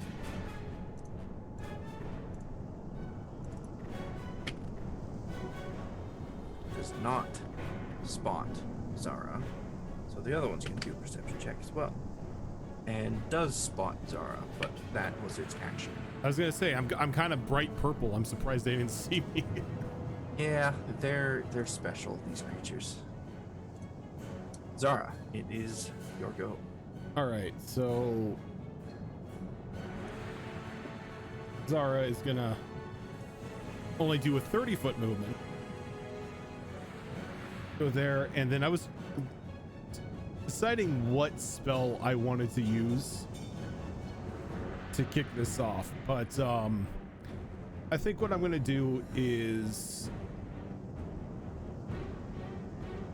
Zara's gonna reach into one of her bags and pull out a couple small pail-like seeds and just like scatter them out into the wind as she begins whispering, and a bright violet beam of light is going to shoot down behind these two gentlemen here, so like located here, as she casts Moonbeam. Moonbeam. One of the best druid spells. Find a marker for it. Sure, let's use this. What's the radius on it? It's a 40-foot high cylinder and a 5-foot radius. 5-foot radius. Okay. Yeah. We're gonna put that right there and directly behind them, you said, right? Yeah, because that would hit them, correct? Or does it have to be on them? I believe it has to be on them, which you can do. Yeah, okay, let's put it on them then. That right on top of those guys. And I need Constitution saving throws from them. Constitution saving throws. Yeah, where did you get that effect from? That was really cool. That is, I purchased those just that it was an animated spell effects thing on the Roll20 marketplace. I am going Pretty to rad. I'm going to have to search for those. Constitution. The first one rolled a 7.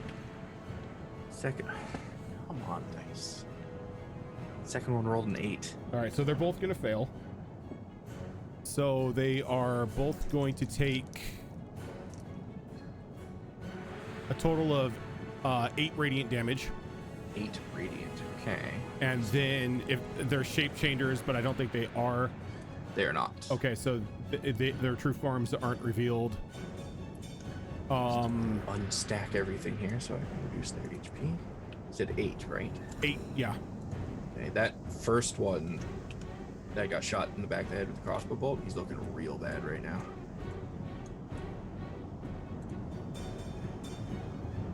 Alright, anything else? Who ended up getting smacked? Of your allies or your enemies? My allies. Your allies. Iza took some damage, and Xena got scratched. It's fine.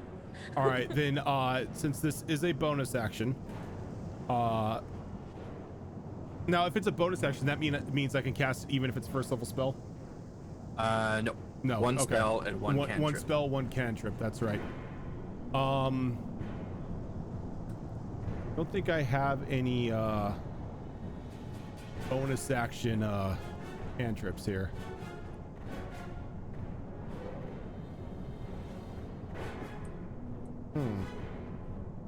Nope. Druids are a little bit shafted when it comes to bonus Yep. actions. I have Shillelagh, but I'm not carrying a quarterstaff, so I mean, you could go pull a branch off of one of these dagger trees and shillelagh it. this is true. Go pull one of the legs off the bugs and use that. That too. Yeah, that's gonna be it for me. Right. Top of the order, Xena, you're up. All right, Xena Gotcha. drops her shield. Oh, sorry, what were you saying? You've got one really injured one in front of you and one decently injured one. All right, Xena drops her shield, grabs her great axe, and is gonna go for a mighty swing on the first one. Okay. Not holding back, doesn't care that's injured. That's the last leg. Little swing. All right, that's gonna be a 19 to hit. 19 will absolutely hit. I have never gotten to roll a d12 before. It's exciting. Battle That's axes, exciting. great axes are amazing for that. Yeah, they are. Yeah. That's a good roll too. 15 points of slashing 15. damage. Oh, wow. Okay. The Stack bug everything is- again.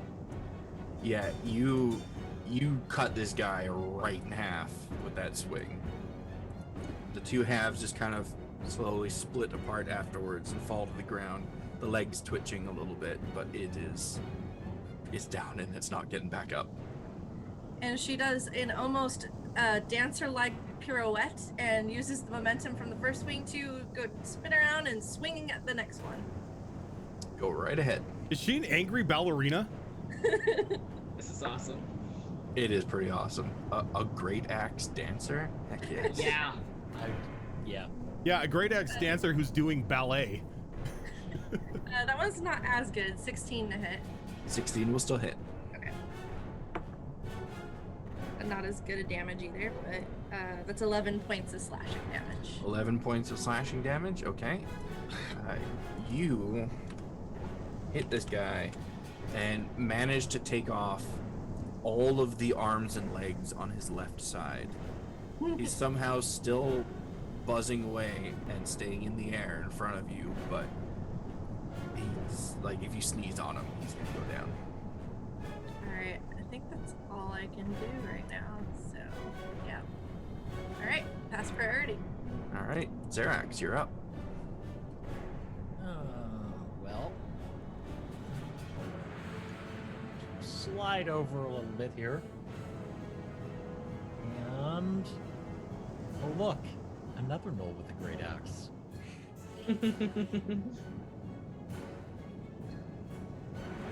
It's one of the best weapons, let's be honest. Yeah. That's a 16 to hit 16 will hit. for a total of 16 damage. That's great axes. Wow. Okay. Yeah, you watch Xena cut the legs off this thing's left-hand side. So like you're like, I can do that. And you swing with that axe and you just dismember its right side. It is just a flapping torso in front of you for a few seconds before it falls to the ground dead.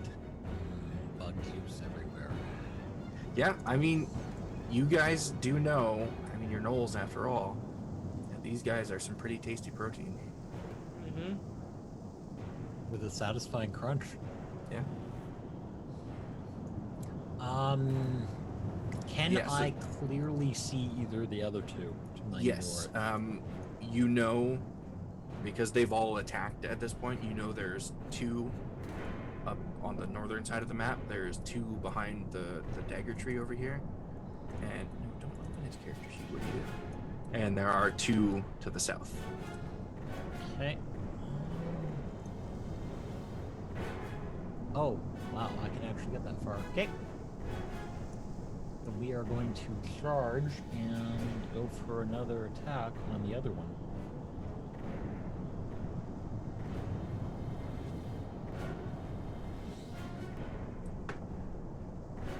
Ew. Does a... I'm sorry. What are these low numbers? What is this? Does a 37 hits? No, the problem is I'm not asking that question. 12. 12 does not hit. Okay. Those two over there do, very thankfully for them, see you coming and kind of prepare themselves and are able to dodge your swings when you reach them. Okay. Anything else on your turn? No. No? Okay, Isa, you're up. Okay, so Isa's gonna go ahead and move down to these two, since I do believe those were the ones that shot at me. Yep. Are they hovering above the ground or are they staying on the ground? They are currently on the ground because they were kind of ducked behind the shrubbery. So I'm gonna go ahead and take my attack, and I'm gonna attempt to make the trip attack with my maneuver. Okay. So it's 1 3 die. So mark that off before I keep going. So let's see if I hit him.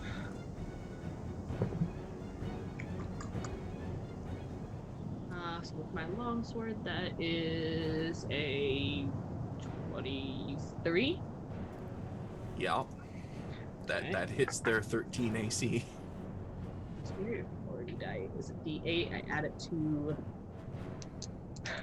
the damage roll.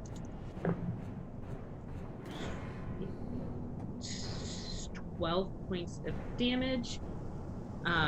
Is the target, are they large or smaller creatures? Yes, these things are in fact small creatures. Then I will need a strength saving throw. Otherwise, it's not prone. Saving throw. Trying to remember what my DC is. It rolled a 7, so I'm pretty sure your DC, even at its lowest, is going to be higher than that. Probably I have to look at what my DC is again, but yes. So it's gonna be knocked prone. Not prone. Okay, where's that guy with the bad back? There he is. Okay. And then I'm going to bring my sword up and then try to come straight down on it again Good call. with advantage now that it's prone. Oh god, you're that type of fighter. Yes. Ooh. So that's 26. 26 will hit. 1d8 damage. That's 9 points damage. 9 points of damage. Okay. So with your first swing, you manage to pull this thing's feet out from under it. Clearly, it's not used to walking on its feet, as they tend to fly everywhere. And it falls to its hands and knees, and you bring your axe down and or sword. You have a sword, right? Yeah. You bring your sword down, and it embeds itself right where the join of its abdomen is to the rest of its body. Gets stuck about halfway into this thing. It's not dead, but it sure wishes it was. That's close. Looks Yeah, close. it's real close. We're gonna go ahead and action surge. Okay. And I'm gonna take another swing at it. Okay. And its friend is just like standing right beside, looking on in horror. That's going to be not as good. So 20. Oh god, 17 plus 7. My brain's That'll working. hit. 24. That'll certainly hit. Or another. Oh, I'll roll a 1 on the damage die. So 5 points of damage. I mean, that 1 on the damage die would have done it because it only had 1 HP left. And You just drive your sword the rest of the way through that join on its body and sever this thing right in half. then I'm gonna look up at its buddy, and I'm Yeah. gonna swing away. It's just if a bug could have an expression of horror, that's what it has. 25? 25 will hit. I want to use that to be against release as well. That's better. 8 points of damage. 8 points of damage. Okay. That almost bloodied that one with just that one hit. It's already looking rough, and it's What is your passive insight? So just 10 plus your insight. Insight is wisdom. I think so. Indeed. 11. 11. Okay, yeah, it's pretty easy to read, I think, at this point after tearing its friends apart. This thing looks like it's considering fleeing. And is there anything else on your turn? No, that'll be everything. And it's now conveniently the bug's turn. And that one that was next to you is absolutely going to start fleeing. You can take an opportunity attack against it if you want one. Yeah. Yeah, I'll do that. Well, that's a much lower roll. I don't think that's going to be as good. So that's 12. I don't think that 12 will not hit. I had to have one that didn't hit. Manages to jump up into the air and start flapping its wings just as you take that swing, and jumps right over it and starts to fly away. The two that are up near Zeract, however, are going to make some attacks.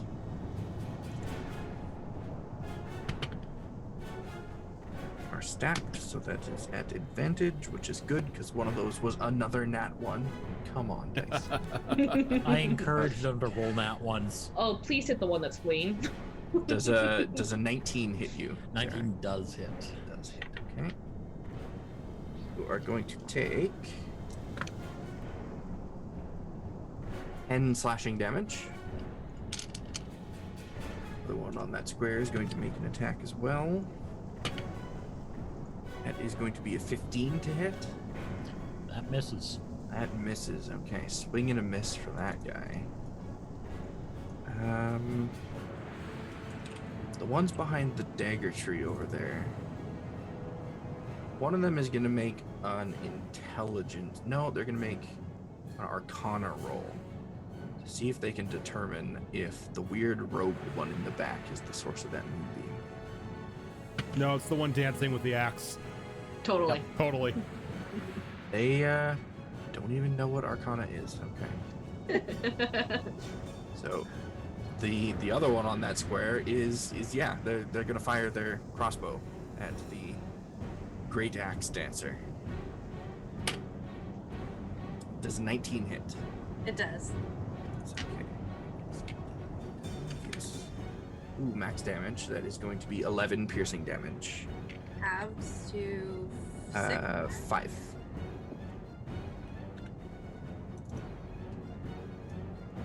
It's always half rounded down. Yep. Always round down on the damage, just because. Appreciate it. Now, it is your turn, Zara.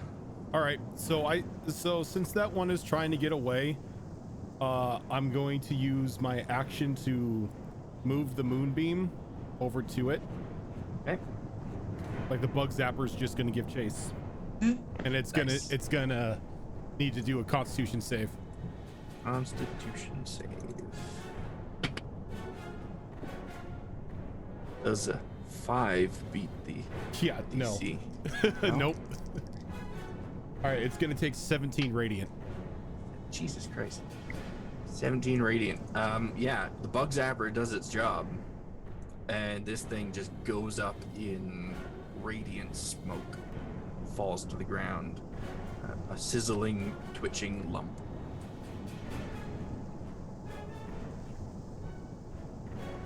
And that's all I do. I'm just gonna hold where I'm at. All right, Xena, you're up. All right. With a war cry of glorious battle, she's going to rush on up to this group over here. Wonderful. Swingy swing. Okay. Swing. Yeah, not so good. 14. 14 will just hit. Oh, yeah. Oh, shoot. That's not good. Alright, 6 points of damage, of slashing damage. I rolled a 1 on a d12. That's just cruel. Oof, that is cruel. And You- pirouette and slash again. And that would be 18 to hit. 18 will hit. Rolled low again on my d12. So that's. Sorry, what was it again? Plus. Oh, plus 5. Okay, so that's 8 points of slashing damage. 8 points of slashing. Attack. Okay. And as those are my 2 attacks, and as a bonus action, I'm going to activate my storm aura, and all of the creatures within 10 feet of me take 3 fire damage each. Okay. So all of a sudden, from this like There golden is barbarian gnoll, you just see this like flare of flame just go. a save to that. It says. It doesn't say anything about a save. It says when this effect is activated, all other creatures in your aura take 3 fire damage each. Let me open it up to read it more. I'll add it to bound 20. I think I shared it with you guys on Roll20 now. Oh, Or it my does. It does have a. It just, I was like, I'm Yeah, no, pretty you're right. sure this You're is right. safe. Well, it didn't say it, like in the. No, it doesn't show it in the short Yeah. one. Yeah. So it's so saving throw, Constitution saving throw. Constitution. One of them got 12. The other one got a 5. Okay. The 12 makes it. The 5 does not. Okay. And is it half damage or no damage on the save? Let's see. It's all or nothing. I think it's all or nothing. Yeah. All or Yeah. nothing? Okay. Move this guy out of the way. It's 8, 9, 10, 11. Hey. What's your DC? It's 8 plus my proficiency bonus. So. Plus your Constitution modifier. Oh, sorry, I didn't realize that. You're right. So. Yeah, it's angry. 8, 9, 10, 11, 12. So what did he get? The other one got a 12? Yeah. So my DC is 12. So what does that mean? Okay, so he made it. Okay. Or you're Alright. playing something I deal with on a weekly basis. I'm like, Oh, thank you. I know this thing. I'm glad somebody does because I don't really know Barbarian either. So Yeah, I don't you either. could tell me that does 30 damage, and I'd be like, yeah, okay. Yep, that's 30 fire damage right there. I mean, it's didn't a know it barbarian, it either, and makes I had sense. to look up all the rulings for it because I was like, I have to make saves for this on a daily basis. What the shit is it? So fiery axe dancer is done. All right, Xerax. You're up. Oh lord. You do still Okay. have 2 in front of you. I do.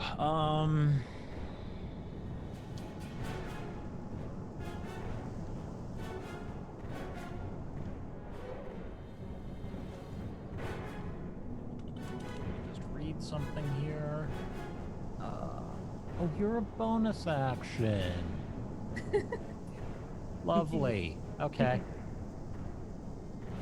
So we're going to be casting that as my bonus action. Ensnaring Strike. What does that do? The next time you hit a creature with a weapon attack before the spell ends, a writhing mass of thorny vines appears at the point of impact. The target must succeed on a strength save or be restrained. Nice. While restrained, the target takes 1d6 piercing at the start of each of its turns. Nasty ranger abilities. You technically have 2 druids. It's okay. You have a druid and then a druid with a bow. Yep. I have no bow. Druid with an axe. I'm a druid with an axe. Ah, you're a great weapon ranger. Yeah.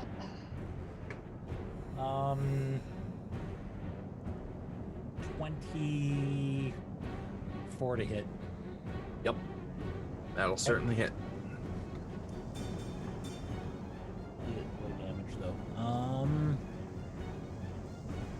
What, plus 5? So that should be 7 damage. 7 damage. And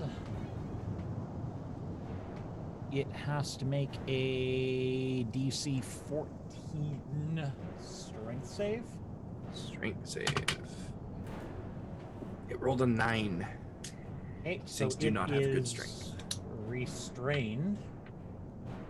Yep. Until it decides it's going to break out of that. And is that an action to attempt to break out? He's restrained, so yeah, it's an action to break it. And if he doesn't, he takes a d6 damage. Gotcha. Every time. Gotcha. And the other one that is now not restrained is going to get beatings. Let's move this guy out of the way. That is 14 to hit. 14 will hit.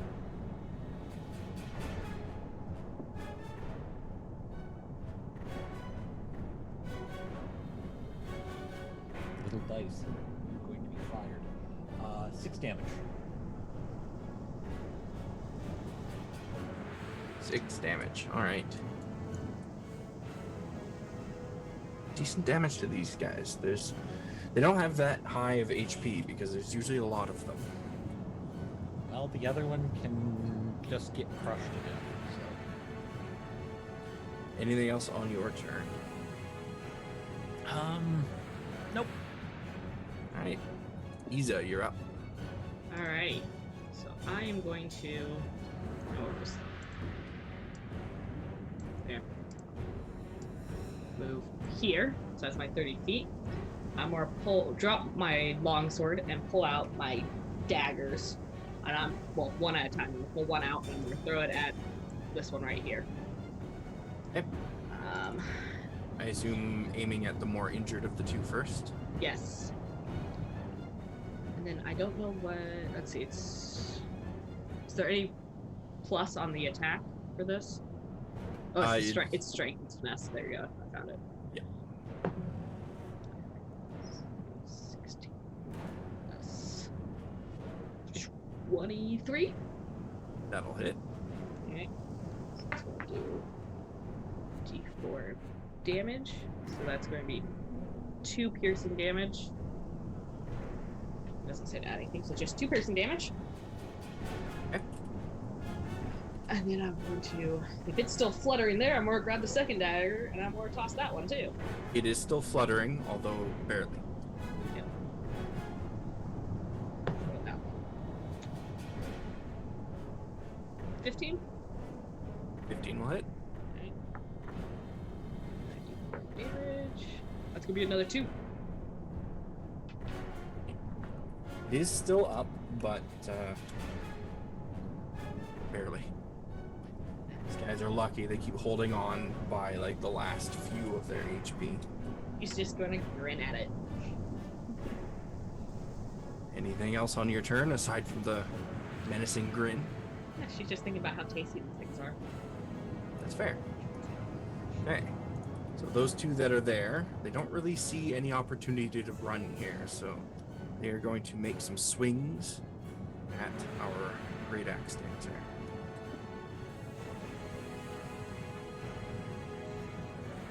Does a 19 hit? Yes.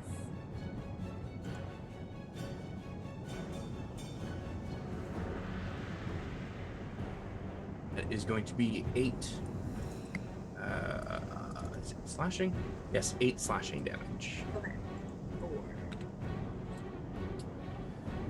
And this is terrible timing, but I will be right back. I am being called for something important.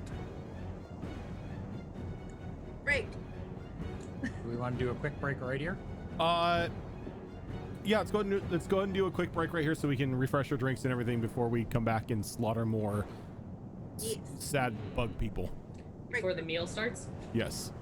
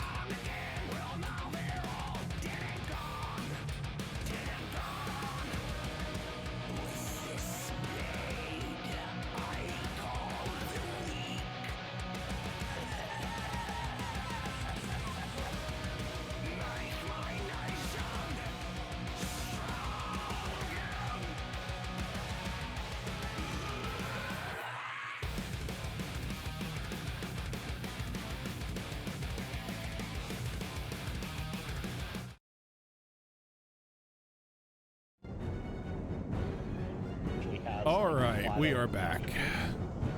Oh, sorry for the brief interruption there. Called away for something that immediately solved itself. So that's always nice. Where did we leave off? Those two made attacks against Xena, right? And they both missed, I believe. So we just have... the second attack was a 15. Yeah, it's a miss. Yeah. Okay, so we just have the two up top there with Xerax. And one of them is restrained, but because he has an ally on his space, that will negate the disadvantage that his attack would have. So he will make a normal roll melee attack against Xerax. Unless it's some kind of special restraint that I'm stops them just from attacking. Double checking here.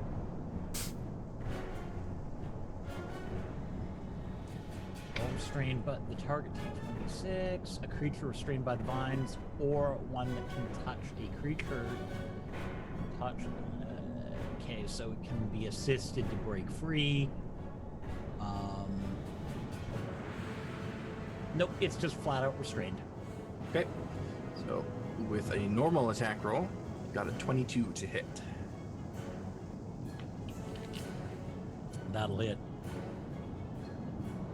9 slashing damage.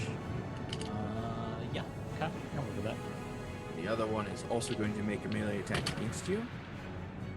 That is going to be a 21 to hit.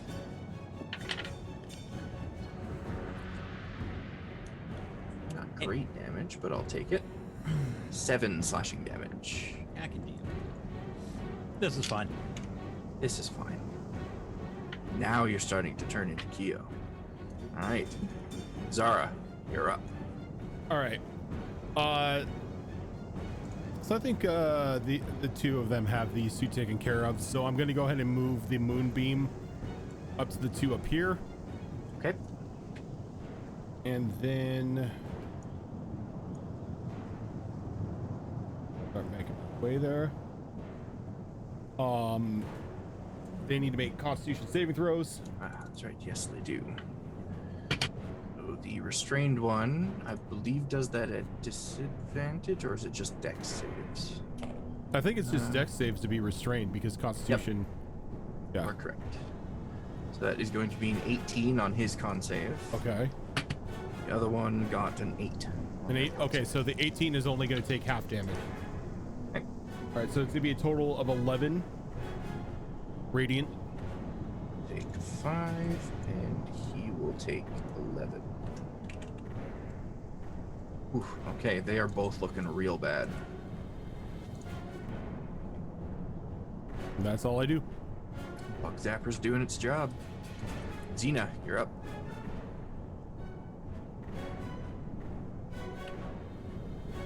Muted. My line. You're the Raven of this campaign. I'm going to whack him with my axe. Okay. Targeting the highly injured one first, I assume. Yes. Okay. 22 to hit. That'll hit.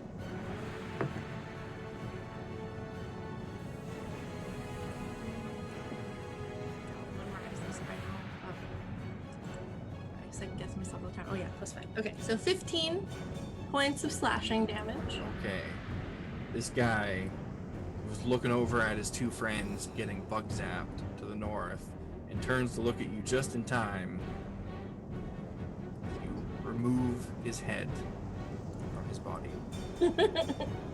Glorious! And pirouette and slash the next one. Perfect. I like it. Oh, actually, question. So I have this ability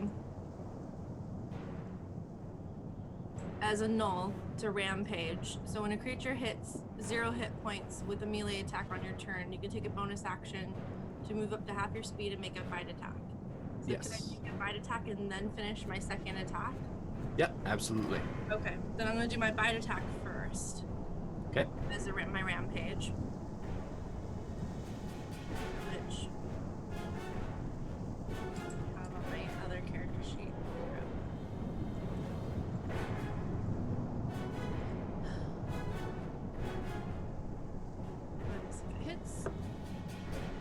that's gonna first like 19 plus 8. That's Oh yeah. yeah. D6. Low. So that would be 6 points of piercing damage. 6 points of piercing damage. Okay, you feel your teeth crack through this thing's carapace, and you get a taste for that sweet, sweet flesh beneath. I like kind of whir at it a bit, and then I'll release and I'll slash with my second attack. So, yeah, I'm rolling good. 17 plus 8. Oh yeah. Guessing that hits. Yep. These poor guys. Yeah, 11 points of slashing damage. You drive that attack into this thing, and there's such ferocity behind it that although it didn't kill it, it did knock this thing right out of the air, and it does like a faceplant into the ground before scrambling back up to its spindly legs, Yes! wavering and terrified. Glorious! This is wonderful! And pass priority. All right, Zax, you're up. All right. As I'm realizing this is something because of the Gnoll race that I forgot to put on the character sheet. New character, who dis? Oh, a new race who this.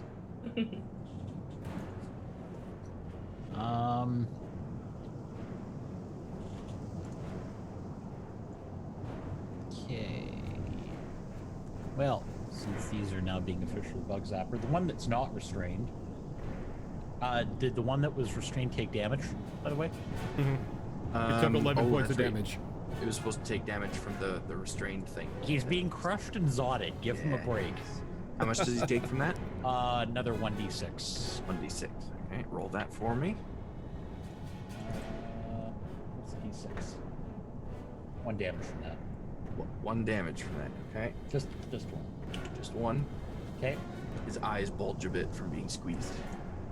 And the one that's not restrained is going to get hit with something. It's 14 hits. Yup, he is absolutely going to get hit by something. And 8 damage from that.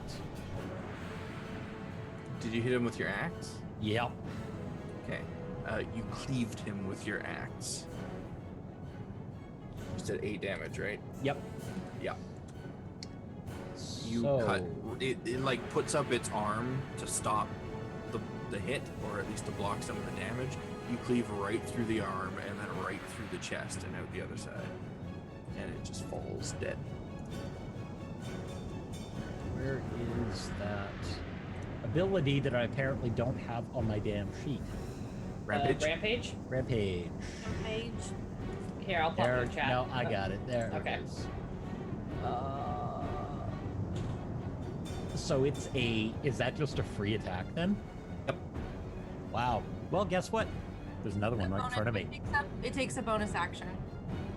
Well, you know what? I've got a bonus action to burn. So the one right in front of me that's still being Restrained. squeezed to death. Yeah. So this will be with advantage.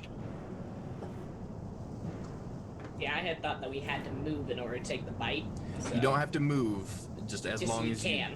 you can move up to that, Okay. and then So just proficiency plus strength? I think I had it written down. I believe I wrote that it's finesse. You could use either. I'll have to double check the race that I wrote, because who remembers that stuff? Yeah. Not me. I'm pulling it up. Just you can go ahead with that, but I'll pull it up. The number's high. They'll give you that much. We're at a 22 to hit before I add anything else. Oof. Yeah, that definitely hits. And it's d6 damage? Yes. D6 natural weapons. Teeth and claws are powerful natural weapons. Yes, you are proficient with your bite and claws, and they have the finesse property. So it's dex or strength, your choice. Okay, so it's whatever I feel like, and then add the appropriate thing for damage as well. Yep. Okay, so that would have been a 27 to hit. Oh, yeah, definitely. Oh, and max damage. So 11 damage from the teeth. 11 damage from the teeth. Okay. You bite into this thing, and just like when Xena bit into her prey, you feel its carapace crack beneath your teeth. But you don't stop there. You bite harder and harder until the carapace just shatters, and the creature goes limp in your jaw. All right, and we're going to keep the teeth clenched and rip out the chunk that I've got in my mouth. I mean, it's dead, so you can go ahead and do that. And charge towards the other one. All right. And I've got an attack for him as well. You know, I'm just gonna say this poor guy. He's got 2 HP I've left. got All really his bad friends are news dead. for you. Nat 20. How do you want to do this? Can you roll one and then double it? Let's see that. Are we doing brutal criticals? That's the important question. Do you right guys now. want to do brutal criticals? I mean, So we're for those that Knolls. don't- We need to do brutal critical. I feel like we need to as well. Yeah. For those that don't know what the brutal critical is, instead of rolling your damage die twice, you just take max damage on a roll and then roll once on top of that. So if your damage was like a d8 plus 3, you instead take 8 plus 3 plus the d8 from the crit. It's So- a wonderful way to live. It really is. It's really satisfying, but also really dangerous. It's terrifying, but it sounds satisfying. So if you guys want to do brutal criticals, we can absolutely do brutal criticals. I'm in. Yeah, let's do it. Sure. All right, yeah. All right. Okay, so.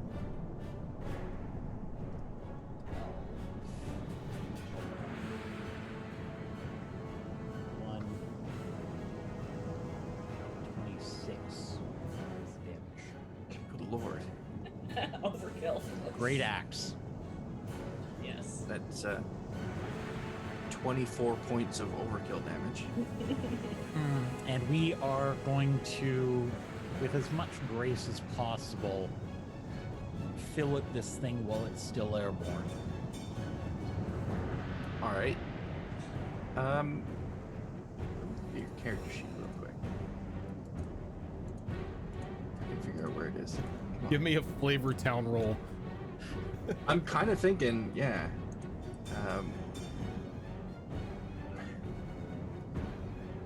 You know what? I've got survival.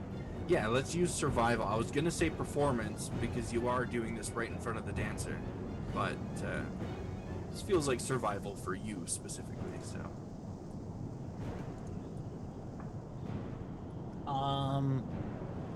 21. yeah, you are a master. You toss this thing up into the air, and it's like an expert sous chef preparing the ingredients for the master chef. Impressive. That, Are we out of combat now? yep, All that right. is the end of combat. How is Xerix looking at the moment? I know you've taken a bit of a pounding in that fight.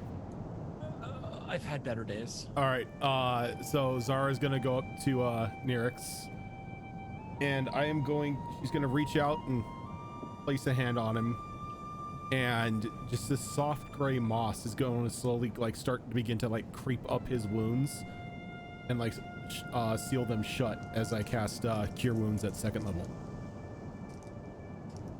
I'm being mossed. You're gonna recover 17. You're gonna recover 17 HP. Okay. Wow. Good boss. And then the moss just flakes off. And just for good measure, I'm going to burn one of my own cure wounds on myself. Well, Xena starts collecting bug parts. while they're doing that, I want to look around to see if there's anything that these bugs had that might be useful to us. And might have to carry this character through to a game host this because he rolls really well. That was a what for healing? That was another 10 points. Very good. Okay, so Isa, you can give me an investigation, and Xena, you tell me what you want to roll here, depending on what exactly you're looking for or trying to do. I'm not really looking for anything. I'm just collecting bug parts. Just collecting bug parts. Okay, you You can give have me two a beautiful fillets in front of you. yeah. So we can eat food later. Survival or nature. If you're trying to do it cleanly, if you're not trying to do it cleanly, you can give me a strength roll. Strength. All right. I got a 12. 12. Okay, you don't really find anything that you didn't see them already wielding. So they all had light crossbows.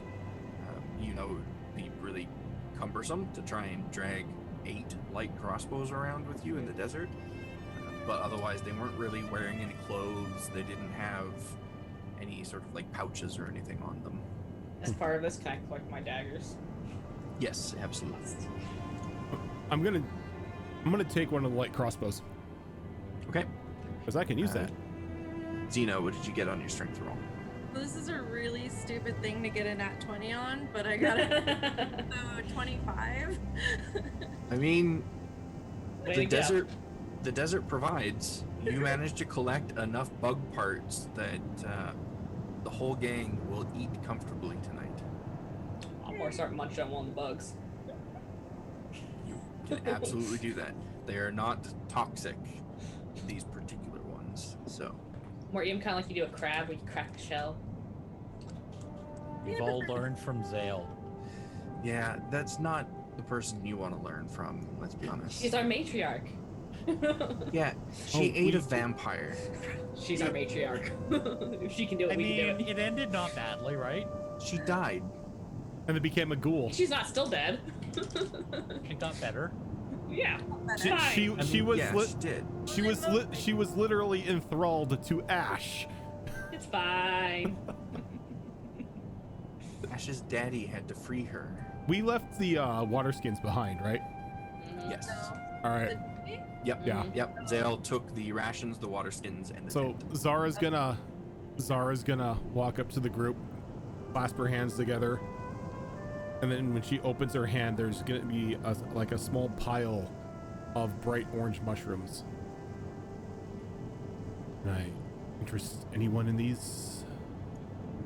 What do these do? I don't care. One will make sure that you do not go hungry or die of thirst today. Oh, well, the thirst thing, I mean, do I know if I have enough moisture in the bug parts? There's enough moisture in the bug parts that you won't get any ill effects from not drinking, but you may be kind of thirsty still. Alright, I'll take the mushroom. Go. Eat the bug part. My good berries are mushrooms. I approve. The real question, though, is can we chop up the mushrooms and Season the food. season the food with mushroom? I don't know, DM. Do you allow people to cook with good berry? Yeah, I don't see why not. Kyo made a pie out of her good berries. So do I get 1 HP for eating that mushroom? You do, absolutely. So Is it? Yep. Yep. You do get 1 HP. I'll take my 1 HP. I'm saving mine for later now. You've got 24 hours. Yep. I have a plan. And then since 10 are made, I'm gonna take the other 6 and I'm just gonna put them off into a bag. I could use more if you have more. Not using. I have 6 of them. That would be helpful. I did take a couple of slashes. Oh. Then let me do this and Berries are quite good. gonna moss heal Xena as well. Okay. As opposed to mass heal. Yes. Moss heal. You're gonna regain 10 HP. Perfect. That's exactly what I needed. So when you eventually get mass cure wounds, is it just going to be like a spore cloud that comes out? Oh yeah, it's just gonna be a Heck yes. big old poof of I- of tiny spores that heals everyone. Nice. I love it. I like you, Gnoll who smells of mushrooms. This is good stuff. I feel great, feel strong. So, did you find anything interesting on these bug people? They're tasty. Well, that's So they're still cracking them like crap. I'm going to scavenge up at least some for later to actually attempt to make food out of for everybody. Oh yeah, Xena, she's like got a whole bundle of bug bits that she's collected, Perfect. enough to feed the whole group. I'm at it. We can turn that into some a wonderful meal later. Yes. No, we can- Did anyone see my javelin? You threw a javelin. Yeah, Isa probably saw it when she was doing her investigation. She's got a the point where bodies she's and stuff. stuff. Wonderful. Be right back. Xena goes to recover her javelin. You should tie bits of cloth to them to make them easier to find. That's That's a good idea. She'll tear out like this gold scarf that she has in her backpack randomly. And tear off little pieces and tie little gold bows on each of her javelins. Or look at my purple sash, at my daggers, and be like, alright, and I'll take pieces of my sash, I'll tie them to the ends of my daggers, make them got a little floofy tail. Right. Yeah, that's the way that I usually handle thrown weapons outside of, combats where you obviously know where they are. Is I make people roll to find how many they recover. So in the future, if that scenario ever comes up, because of these pieces of cloth, that DC will be lower for you guys to recover those. Awesome. Gold bows, yay! Shall we keep going? Yes, that was just a small battle. Although I'm quite impressed. You all handled yourself so well. This is going to be a wonderful adventuring party. I don't know why you doubt any of our abilities. I Matriarch never Zael doubt- wouldn't send any of us out here without the capability of protecting ourselves. Of course. Absolutely. She might, as a test trial.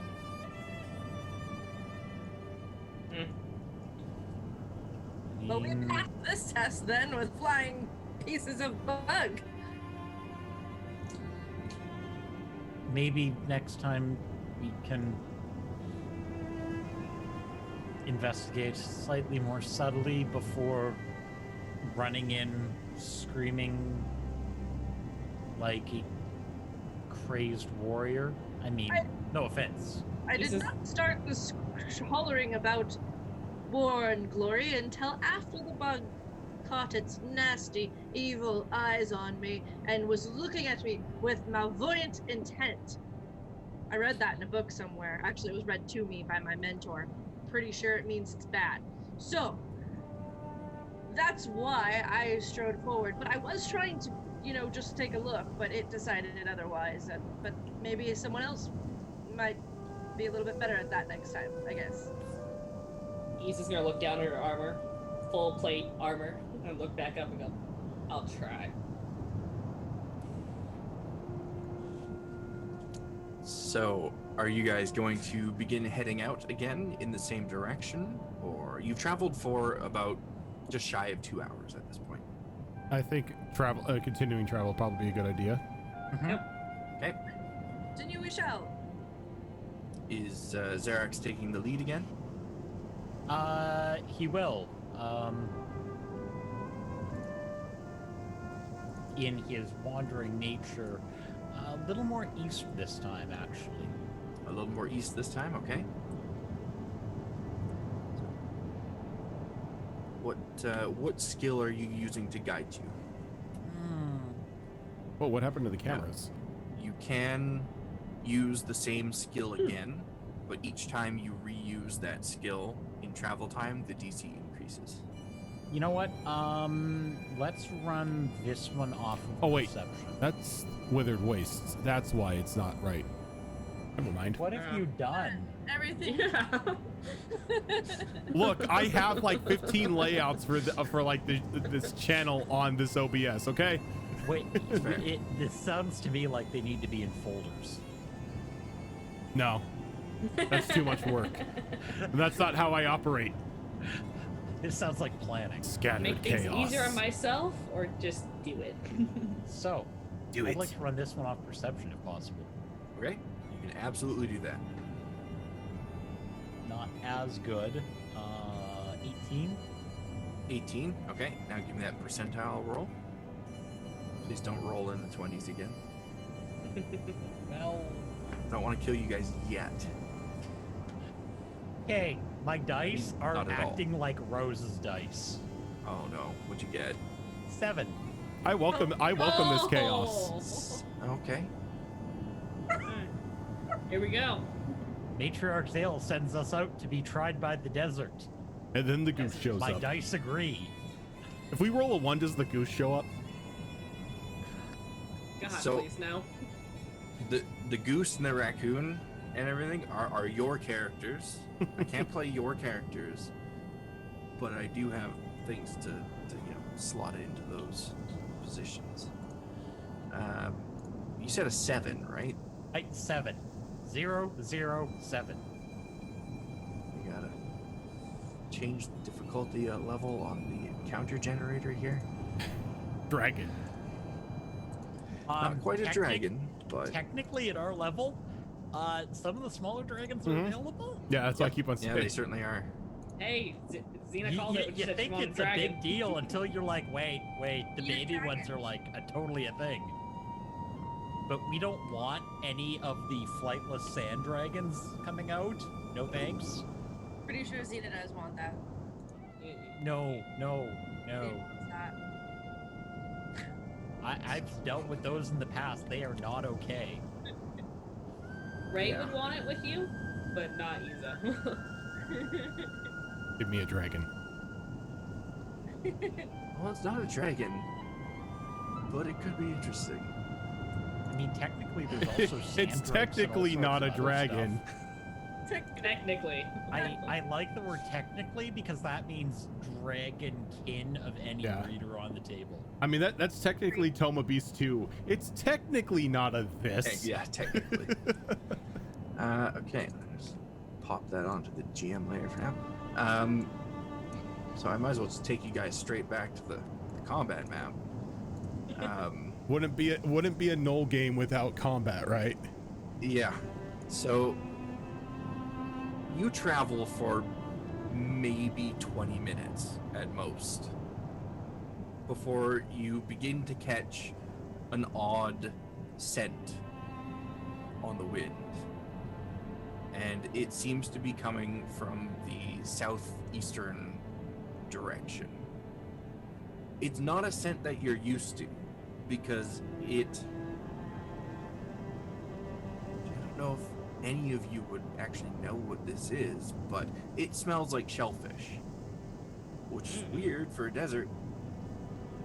Yeah, Not normal. no, that's not on my list of things. Yeah. Oh no.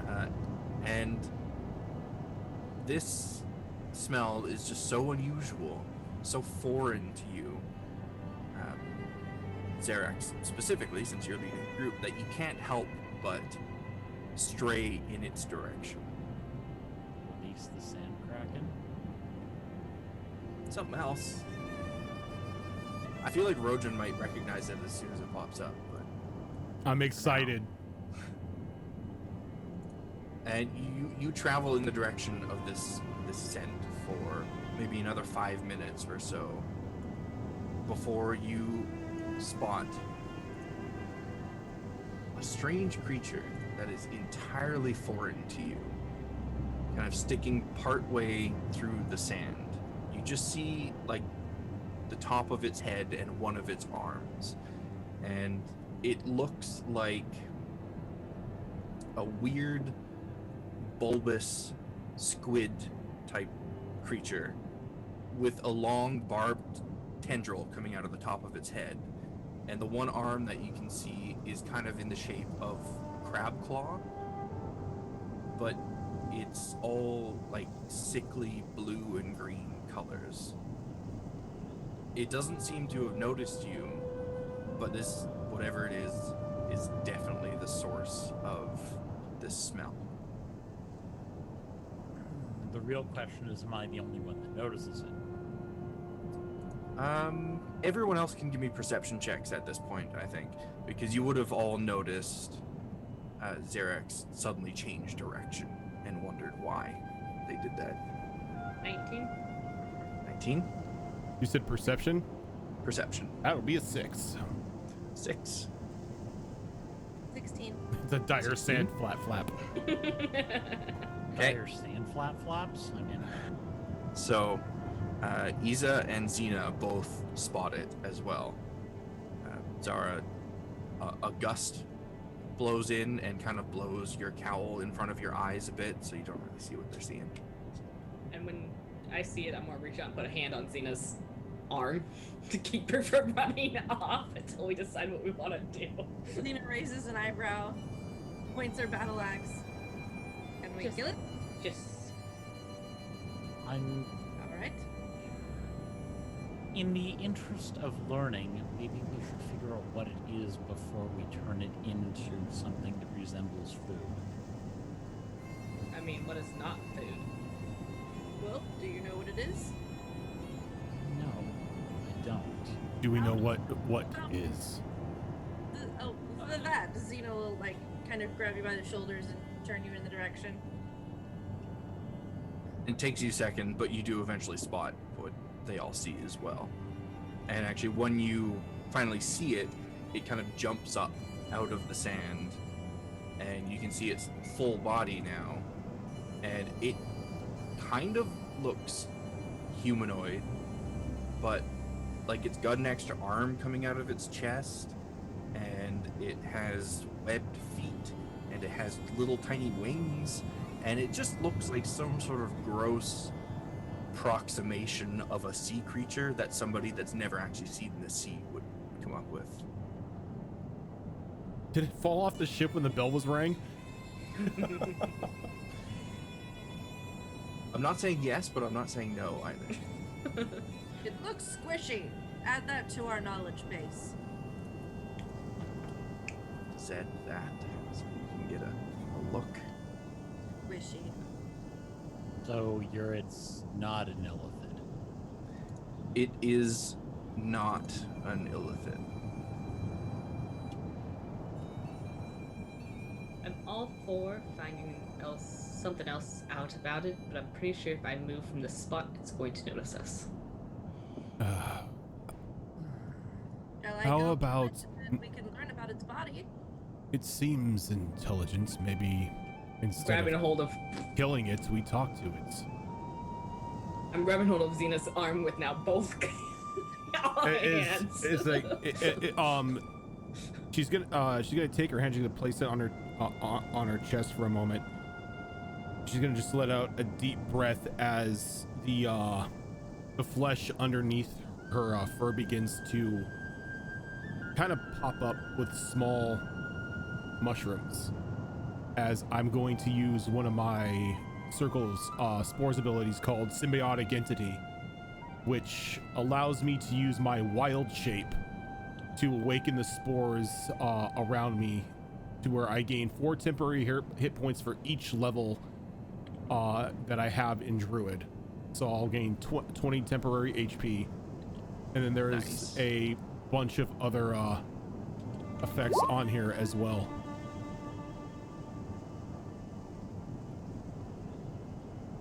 What was that? Give yourself temporary HP. Yep, I give myself 20 temporary HP. Nice. Becoming one with the mushroom. Yeah. Mushroom power. And while you're doing that, Xerax, give me a nature roll. Nature. Nature roll. Nature roll is a 12. 12. Okay, you notice while looking at this creature, now that you can see its full body, that it seems to be glowing in a very strange manner. It's like the glow is there, but the light that it's putting out doesn't seem to be reflecting off of any of the surfaces around it. And the edges of its shape are slightly blurry. Okay. I don't like it. As far as Why is it glowing? The rest of you don't see it glow. Still don't like it. I mean, I'll say that Xena has a point. We can learn a lot from its dead body. Oh, I like option A where we try to communicate with it before we try to turn it into lunch. To kind of wave you forward. the spores will protect me a bit. If it gets hostile, I can attempt to talk to it. Please go right ahead, Mushroom Man. Mushroom Gnoll. Right. Gonna move to about there. Out there, you say. Okay. Are you lost? You don't seem to be somebody we normally see out here. It perks up and kind of flutters a few feet up off the ground and turns to look directly at you. And you hear its voice from all directions. And it responds, "Yes, we are lost." And then it comes charging straight for you. And I need everyone to roll initiative. Rude. Okay. Just rude. Communications have broken down. Seriously? Again? All right, communications have broken down, so kill them. Apparently, Isa can't roll initiative to save her life. I didn't do good that time. She got another 8. Sounds like the Tyrus way of life. I mean, So, for Looks like a reference, this thing is like 3.5 feet in height, and it is hovering about 2 to 3 feet off the ground. Why are there hovery things in the desert? I don't like it. Why are Why there do you- water things in the desert? Rolling really low percentiles. Because I'm channeling Rose's ability to lead a group. the ranger thing. It's fair. Okay. Oh, look, and this thing gets to go. Oh, you guys in your initiative. No. Real bad. I mean, I guess it's not that big of a deal when there's only one other creature, but still. We can't roll initiative. You say that now. Okay, so it. What is its movement speed? 30, okay. 25, 30. It's going to fly right up to Zara. All right, so And then- as soon as it gets within 10 feet of me, Okay. I'm going to use a reaction to use Halo of Spores, and I'm going to need a Constitution saving throw. Constitution saving throw. That is going to be a 21. Okay, that's going to make it so he will not take the necrotic damage from getting close to me. Okay. Continue his movement to here and go right around you. Stop right there. Spin right around and start clawing at you. Good lord, this thing has a lot of attacks. Why'd you have to roll a 7, Raven? If I die, I blame Because- Raven. Because Zael said go out and learn more about the desert. You know what? That's fair. That is You fair. can't learn about the desert if you don't annoy the desert. I punch the desert. All right, I can kind of see that logic. Does a 13 hit you? A 13 does not hit me. Does a Begin nat to- 20 hit you? No, it doesn't. Pretty sure it does. I'm going to get out of my get out of death free card. I'm a druid. We have those. We don't allow any cards of any kind in this campaign, sir. But it was made by the elf. I don't trust anything made by the elf. That is going to be 16 slashing damage, Okay. and I need you to make a Constitution saving throw. I'm actually not bad. I'm not bad at it, but 13. 13. Okay. Do you have anything that allows you to roll advantage against poison effects? Me? No, I don't think so. No. I don't think Circle of Spores has that. Okay. No, it's not. It's nothing that's on my sheet so far. You are poisoned for 1 round. That is the poisoned condition. Okay. And it is going to make another attack against you. Does a 22 hit? Yes, it does. Oh, minimum damage. That's going to be 5 slashing damage. Okay. And you need to make another Constitution save. Alrighty. That'll be a 17 this time. A 17, that saves. Okay. So you're still poisoned for the 1 round, but if you failed it, that would have been an additional round of poison. Gotcha. And it will make a 4th final attack against you with the weird stinger tendril on its head. That can't be good. That is an 18 to hit. I think an 18 hits. Yeah, my armor class is 16. Okay. That is going to be 6 piercing damage. And I need another Constitution save. Another Constitution save. 15. 15, okay. You're very lucky you saved against it. You matched it. So that is going to be the end of this creature's turn. Isa, you're up. How is Zara looking? I'm looking fine. Looking fine? All right. I had temp HP. Perfect. I'm gonna move forward to here. I'm still within 5 feet of Zara, and I am going to go ahead and take my 2 attacks. Okay. Absolutely do that. 25. Yep, that'll hit.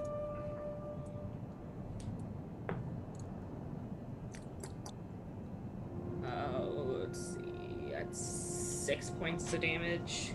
Rolled low on that damage. 6 points. What kind of damage is it? Slashing. Slashing. Okay. That's another 25. That'll hit. Fuck is up with all my damage dice rolling 2s? Another 6 points of damage. Yep. On that second hit, you notice that your attacks aren't inflicting quite as much damage as you expected them to. They're still doing damage, just not as much. Then I'm going to use as a bonus action from my feet. I'm going to shove it with my shield. Okay. Oh, yeah, if you take an attack, you can use my axe to try and shove. Yep. Don't remember it telling me what I had to do in order to shove it. Is that... It's not shield bearer, it's the... Shield master? Yeah, I think that's... You can just bully something with a shield. Okay. Well, I'm bullying it with a shield, trying to shove it 5 feet, kind of away from... So I want to get away from Zara. So it kind of diagonally trying to shove it here or here in any space that's kind of out of Zara's threat range. Yes. Or gets I'm Zara trying- out of its threat range. Exactly. DG Online, thank you for the raid. Raiders, welcome on in. So I don't Is know that... if it's... what's the actual ability that's or attack? It's a feat. A feat. It's Shield Master. Shield Master. I was thinking the Tears version of it, and I'm like, nope, that's a different animal. Tears' shield was a car door. Yes, but there was an entire ability to bully people with a shield in there. Looks like it's just straight up. If you make an attack action on your turn, you can use your bonus action to shove the creature. Okay, well I'm shoving it. It just said try to shove the creature. That's because I was like, what is it based Yeah, off of? I mean, it says you can use a bonus action to try to shove the creature. You could read that as taking the shove action, but Okay. since this is a feat, I mean, you give up an ASI to get a feat. So let's not make feats boring. Okay. I'll say you just straight up you shove the creature 5 feet. Okay. Now, do you want to shove it here or here or here? I want to stay within range of me, so go ahead and there. There. Okay. I just want to get Zara out of its threat range. All right. Anything else on your turn? That will be everything. Zara, you're up. Zara's gonna growl, pull out the scimitar. Sometimes diplomacy just doesn't work. And she's gonna cast Call Lightning. Call lightning. And it's gonna be focused right there. Right there. So anything within 5 feet of that area has to do with, I believe it's a dexterity saving throw? Yes. Before that happens, I need you to make a roll using your spellcasting ability. My spellcasting ability? Just straight up roll, no disadvantage or anything? Right. My ability or my attack bonus? Your ability. So the ability modifier. Yes. That will be a 23. 23. Okay, you're good. Your spell goes off as normal. So what is the radius on that? When it strikes down at the point which I'm focusing here on this turn here, anything within 5 feet of that area has to make a dexterity saving throw. Dexterity saving throw. Okay. Make that dex save. 18. Okay, so he is going to make it. I believe he still takes half damage. Yeah, so, half as much damage on a failed save. So that is going to be a total of a whopping 8 lightning damage. So he's going to take 4. lightning damage. Okay. All right, every little bit helps. 8. Anything else you can do on your turn? I think you still have movement. Move at all. Nope, I'm going to stand. Nope. Okay. Great Axe Dancer, you're up. Alright. Xena throws her shield back on her back, takes out her great axe, and goes into a glittering rage. Sparkle anger. She'll just charge forward in all her shiny glory and chop. Ooh, okay. 19 on the die. That's +8. So like crazy amounts Yeah, of damage. that'll hit. Okay. Oh, they rolled the wrong dice. Hold on. Can't roll a d20 to need to roll d12. Not that crazy.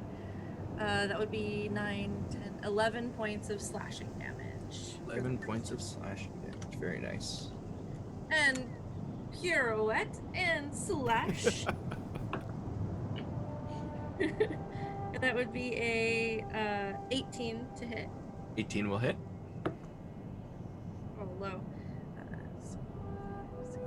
9 points of slashing damage for the second. 9 points of slashing damage. No, don't change its HP to that number. Yes, please. Change the HP out. 600. And that's it for Xena. Hey, got a bit of damage in there. Xerax, you're up. What's Xena's regular attack bonus? +8. You were raging? Yep. I added 2 to the damage. Do I add it to the... I think it goes on attack roll as well. Or is it just damage? I think it says +2 melee damage. As we Barbarian things. all pull out our player's handbook. Yeah, find out who has a PH player's handbook right next to them. Let's see. You have advantage on strength checks. When you make a melee weapon attack using strength, you gain a bonus to the damage roll that increases as you gain levels. Yeah, it's just the Okay, it's just the damage roll. Yeah. They keep changing barbarians every edition. Give me a break. Hey, at least they don't get depressed anymore when they drop out of rage. Yeah. Yeah. Or Man, you I know, was just- die. I was just playing a barbarian. I couldn't even remember what that was. It's like you do things when you rage, but hell if we remember what those are. No, You just hit Thing- things. things happen. Just go with it. Glorious anger. All right, hello. We are going to get in behind this thing and.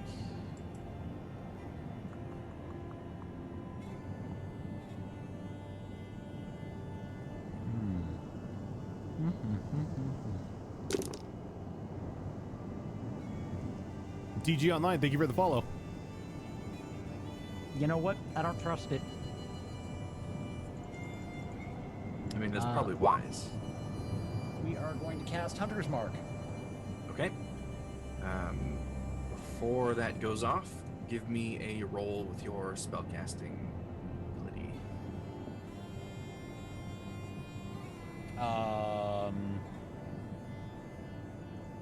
Just the raw modifier is a 13. 13. Okay, so you go to put Hunter's Mark on it, and nothing happens. The spell does not go off. You lose your action of casting that spell, but you don't lose the spell slot. Okay. So I can't recast it. Correct. Immediately. Okay. Do I get the rest of my action? Yeah, Hunter's Okay. Mark is a bonus action, right? Yeah, it is. Yeah, so you just lost the bonus action. Okay, that's fine. Well, now I'm going to have to angrily beat it into the floor. That's fair. 25 hit. Oh, yes. That is max damage. 12, 16, 17. 17, very nice. And does an 18 hit. 18 does hit. Close. That is 16 damage. 16 damage. Very nice damage. It wants to take a spell slot, fine, or take a spell away, fine. Be that way. Anything else on your turn? Sadly no. Okay. Creature is up next. All right. I will use a reaction for Halo of Spores, so Okay. he needs to give me a Constitution saving throw. That is a 17. A 17. Let's see. Constitution against your spell save. Yep. So he will not take any damage this turn. And he is going to move down this way without provoking opportunity attacks. And he's going to make several attacks on Zara once again. Start with the first claw one. Does a dirty 20 hit? Yep. That is going to be 6 slashing, and I need a con save. That's not going to be good. Constitution of 9. Oof, okay, you You are said poisoned for 1 round. You said 6 slashing, right? Yep. All right.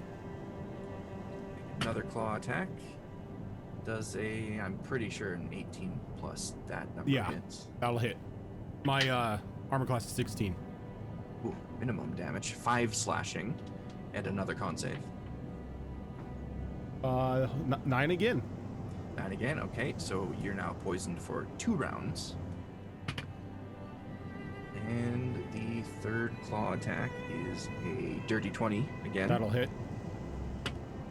That's more like it. That's going to be 10 slashing damage, Okay. and another con save. Why does seafood poison? 11. I don't like it. 11, okay, so you're going to be poisoned for a total of 3 rounds. That's fine. And then it is going to whip at you with its weird head stinger thing again. This is the con save that I need you to fail. Dirty 20 to hit. You know, that's not really a good thing 'cause that makes it sound like he's going to plant shit in my brain. It's going to be 9 piercing damage. It's not technically a mind flare, but it really is. Yeah. And I need a con save. No. Yeah. That's going to be a natural 1. Natural 1. Yep. Okay. So these 2 Boy. dice are just going to be quarantined. You are going to. This worked out really well for me. You're going to take 9 poison damage. All right, I am down from that. Ooh. I only had 5 HP left. Let me double check that poison thing real quick. Oh no. Well, because there's some poison conditions that when they drop continue you to on. 0, you're stabilized. Yeah, And poison's weird.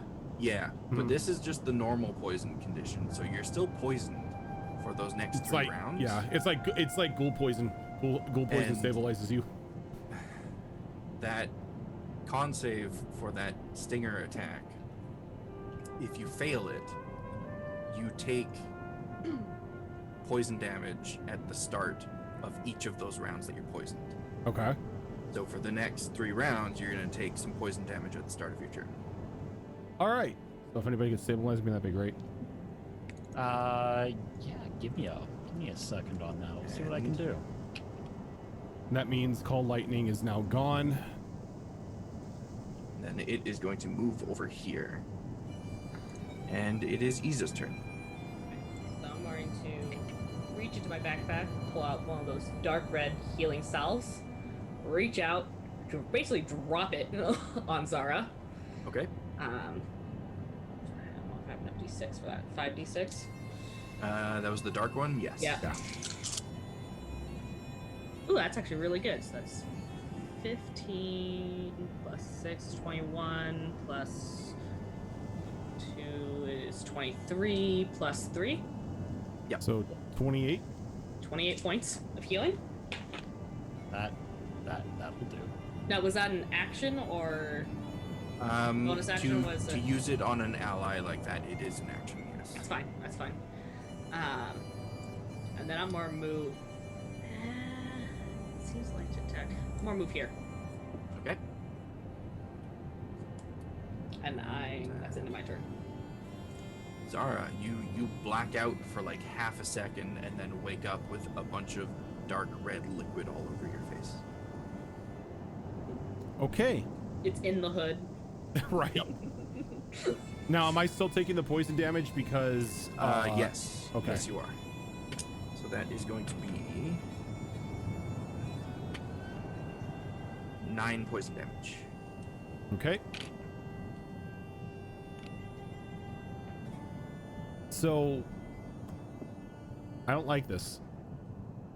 I'm going to burn a lesser restoration to remove the it says remove 1 condition or disease. Okay. Poisoned. This is Poisoned is literally a the condition. Poisoned condition. Yep. So yeah, you can absolutely do that. Probably a smart move. Yep. It was either you or me. One of us was going to do it. And then I'm mad. That's fair. I mean, this thing poked you with its weird head tentacle. Lesser restoration is an action. Yep. I'm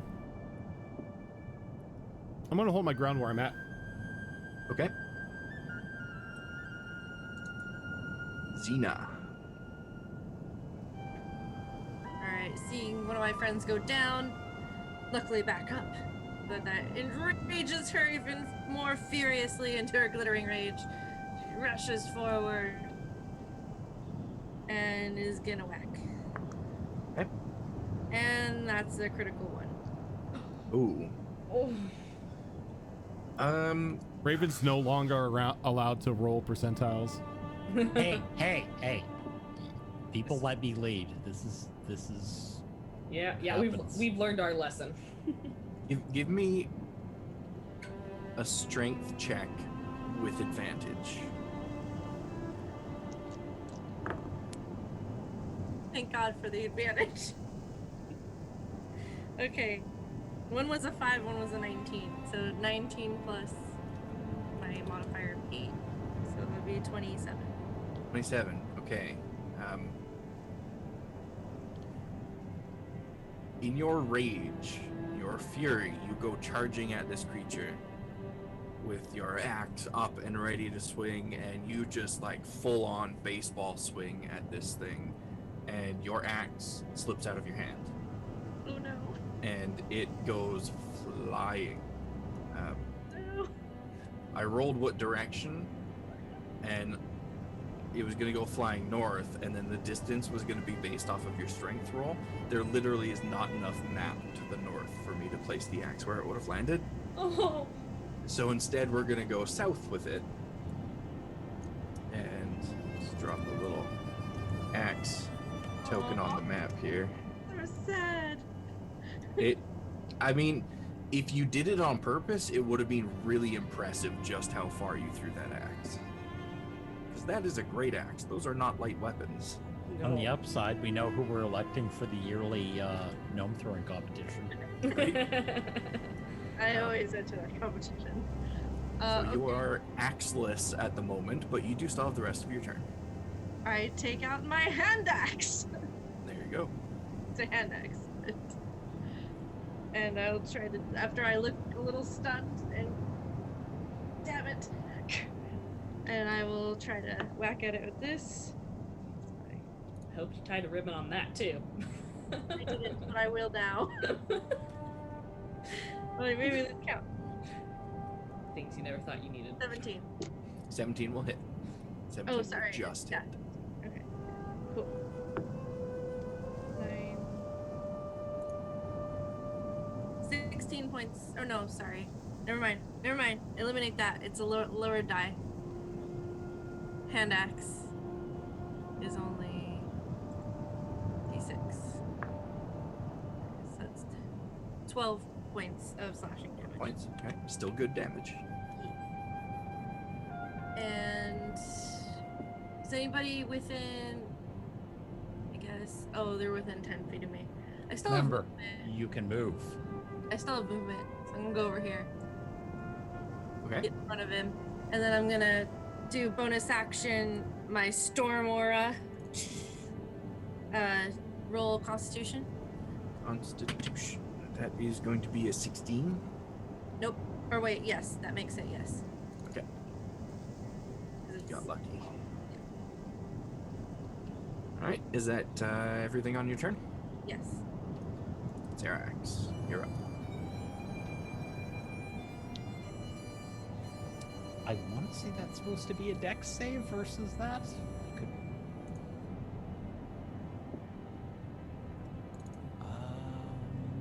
It would have been the same roll either way. Fair. Where did I misplace character sheet to? There it is.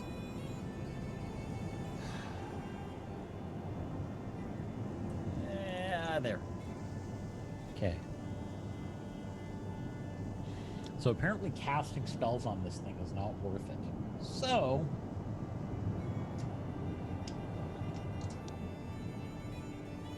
more axing.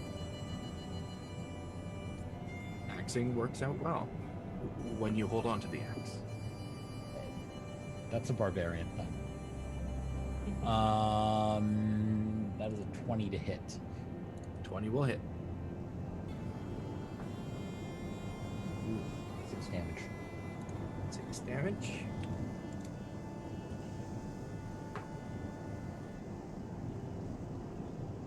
$25 to hit. 25 will hit. This is making up for last turn, isn't it? 7 damage. 7 damage. Okay. It's still looking pretty okay, but you have done some visible damage on it. What? I'm gonna take my last 5 feet and block it from running that direction on us. Okay. Is that the end of your turn? It is. This thing needs to die nicely and quit running away. Yeah. So about that running away thing, it's gonna run over here. As soon as he gets Without- within 10 feet, I need that con save. Yep. And that is without opportunity attacks, because this thing has, if anyone's wondering, flyby, which allows it to move around freely without provoking opportunity attacks. That's fine. Con save, you said, right? Yes. That is a 23. Okay. Still doesn't take damage. Still doesn't take damage. Okay. Iza, you are the subject of its ire. That's As fine. you helped out your friend. How dare you? I know. So it is going to make a claw attack at you. That is going to be 22 to hit. That does hit, but I will use parry. Okay. That's my maneuver. It's a parry die, so I'm just going to reduce the damage. Reducing the damage. Okay. Yeah. So it. Ooh, that would have been max damage too. Would have been 12 damage, 12 slashing, reduced. I'm going to to reduce by 5, so that's going to bring Nice. it to 7. 7. Yeah. Just double check my math. And I need you to make a Constitution save. Oh, that's one of my good saves. Tell the Good DM thing. that. 18? 18. Okay, you're fine. It's going to make another claw attack at you. That is a 16 to hit. 16 does not hit. Does not hit. Third claw attack. I don't think that's going to hit either. That's going to be a 13. Nope. It's going to look visibly frustrated at you, and it will turn some of its many eyes to look over at Zara and strike at her with its head stinger. I should have saved that reaction. That is going to be a 19 to hit. That'll hit. Will be 8 piercing damage Okay. and a con save. Hey, there we go. Dirty 20. Dirty 20. Okay, you're fine. You're just fine. Maybe we should just cut that thing off the top of its head. It moved. So it is going to move right over here, and that will be the end of its turn. Iza, you're up. I'm going to move right around here. Just gonna get between it and Zara again. And I'm going to attack it. Okay. Surprise, surprise. That was an actual one. Oh. What are you attacking it with? A longsword. Longsword. Okay. I'd like to point out that I'm behind her. I know. Yeah. But that never matters. Longswords are pretty long, though. I mean, it's in their Uh, name. Give me a dexterity save. Which Do one? that. Iza. Okay. Dirty 20. Dirty 20, okay. Give me a d4. 1. What? Okay, so you swing at this thing, and it's a wide miss. This thing just easily kind of flutters down a foot, and your sword goes clean over its head. And the momentum of it keeps you spinning around with that sword. Thankfully, Zara sees it coming and ducks as well, and you go like a full 360 with this sword and get knocked off balance and fall prone. Okay. Well, I still have half my movement. Yeah, left, you can so just stand. I'm right more back stand up. back up, and I'm going to. Pretty irritated. I think I might throw a bite at it. Okay, I'll be an 18. 18 will hit.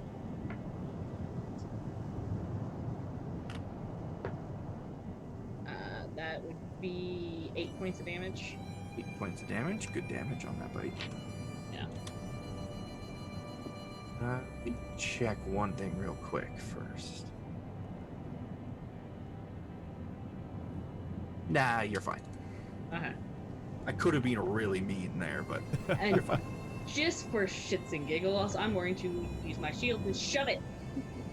Back Yeah, my feet. absolutely. Ah, Just don't. straight away from me. Damn. Shield bullying. Yeah.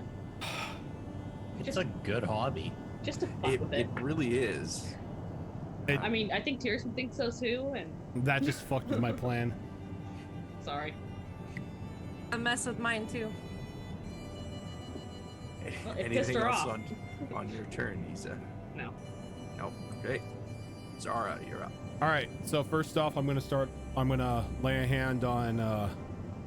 Oh, you're still poisoned though, right? No, I I Oh, that's right. You removed it. Restoration. Yeah, I Okay. restorated myself. That's good. Gonna lay a hand on my friend in front of me, give and cast a 3rd level healing word to heal you for 13 hit points.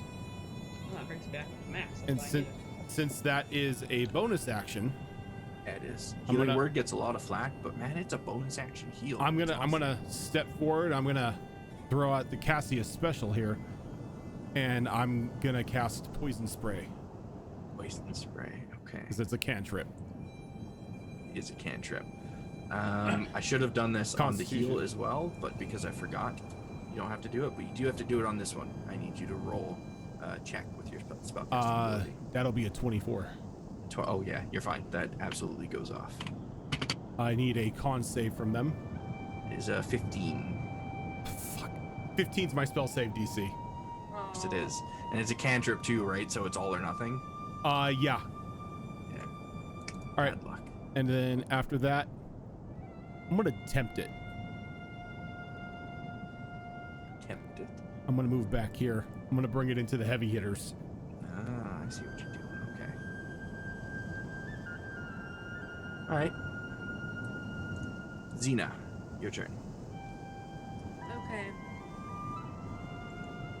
Plan was foiled. Sorry. Pissed Okay. her Oh off. my god, I forgot that reckless attacks were a thing. I wish. Yeah, it's like the barbarian special, the I don't want to miss. I forgot about this. Okay. Episode 1, we're all still learning our characters. Yeah. Yep. Would jump be able to get me? Like, if I were to jump, would that get me a little further, or? Like as an ability jump, Because or just making a long jump. I'm like 5, 10, 35. I'm like, oh no, I can get up to him. Well, no, I'm like 5 feet away from getting to him, so I want to like leap onto the thing.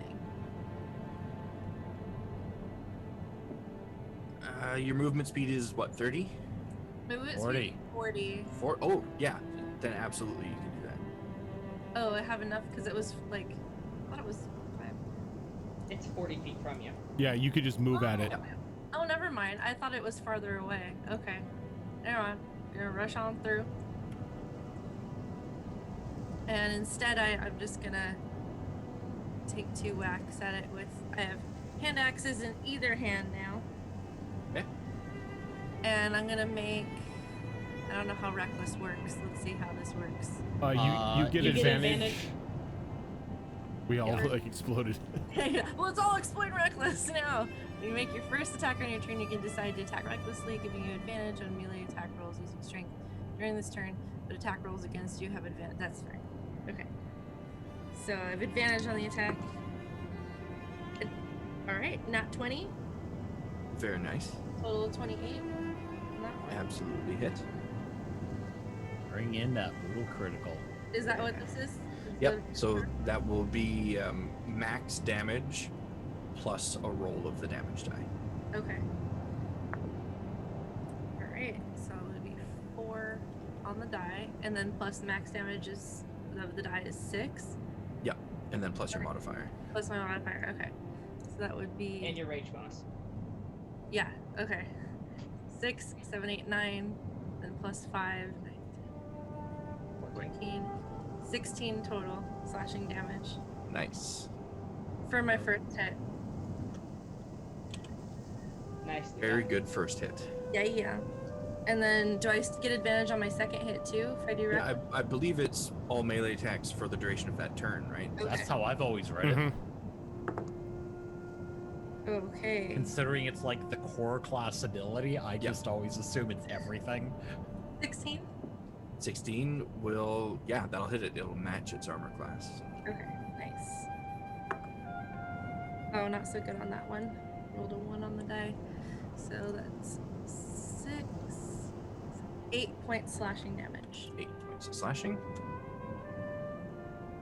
And I'm not gonna do my my bonus action because I don't want to burn my buddy behind me.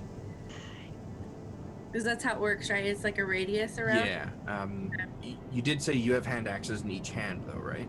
Yeah. So you could take a bonus action attack if you want. You just wouldn't be adding the modifiers to the rolls. Like, oh, because that's a 2-weapon fighting thing, huh? Yeah. Yep. Oh, yeah. Yeah, Right. So, because Okay. anyone can do it, just if you don't have the feat or fighting style, you just don't get to add the modifiers. But you're Right. recklessing, so you still are running at advantage. Reckless. Let's roll Alright. 13. 18 to hit. 18 will hit.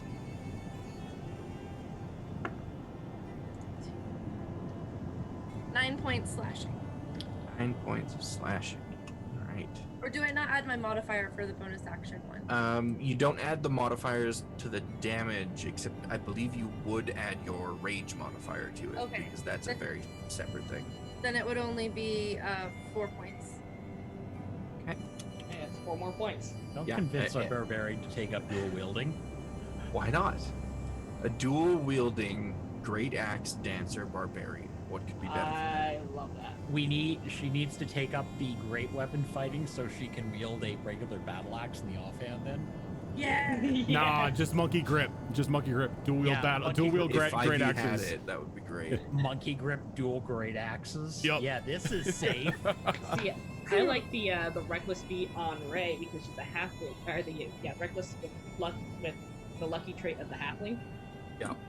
That was great. It'd just be like when she does her pirouette, it'd just be like a meat grinder. Just Yep. It'd be awesome.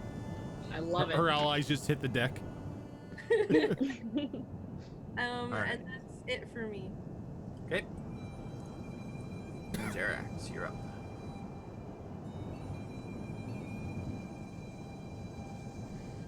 $30? $30. Fine. Yep. Well, as I'm running there, I'm going to pull out a pair of hand axes and throw them at it while I'm running towards it. Okay. I just have to ask for flavor. Do you have ribbon on yours? Of course. That was like stock for me. It was his suggestion. I was just gonna say I was gonna make fun of him. It was his session and he didn't do it. No, this started with the gnome ranger doing that to throwing picks, and it sort of turned into a thing I do. It's a smart thing. Well, I mean, you throw anything like that in sand and or snow, and you might get it back. I'm right there with you. I mean, look at any of the character portraits that I've drawn for my own characters. All of their weapons have some sort of ribbon or cloth tied to them. Yeah, because if you throw something and you have to go find it, it's easier to find a ribbon than a chunk of metal laying possibly covered. Yeah.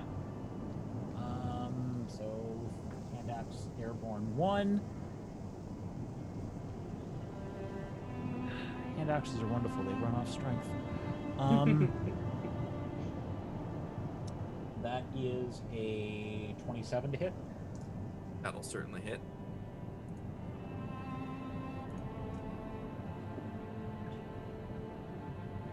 So the first one's 10 damage. In the dice tray, please. 16 to hit. 16 will match, so it will be a hit.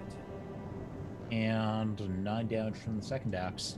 Damage Hey, look, I don't have to go retrieve those. They're already stopped. It's true.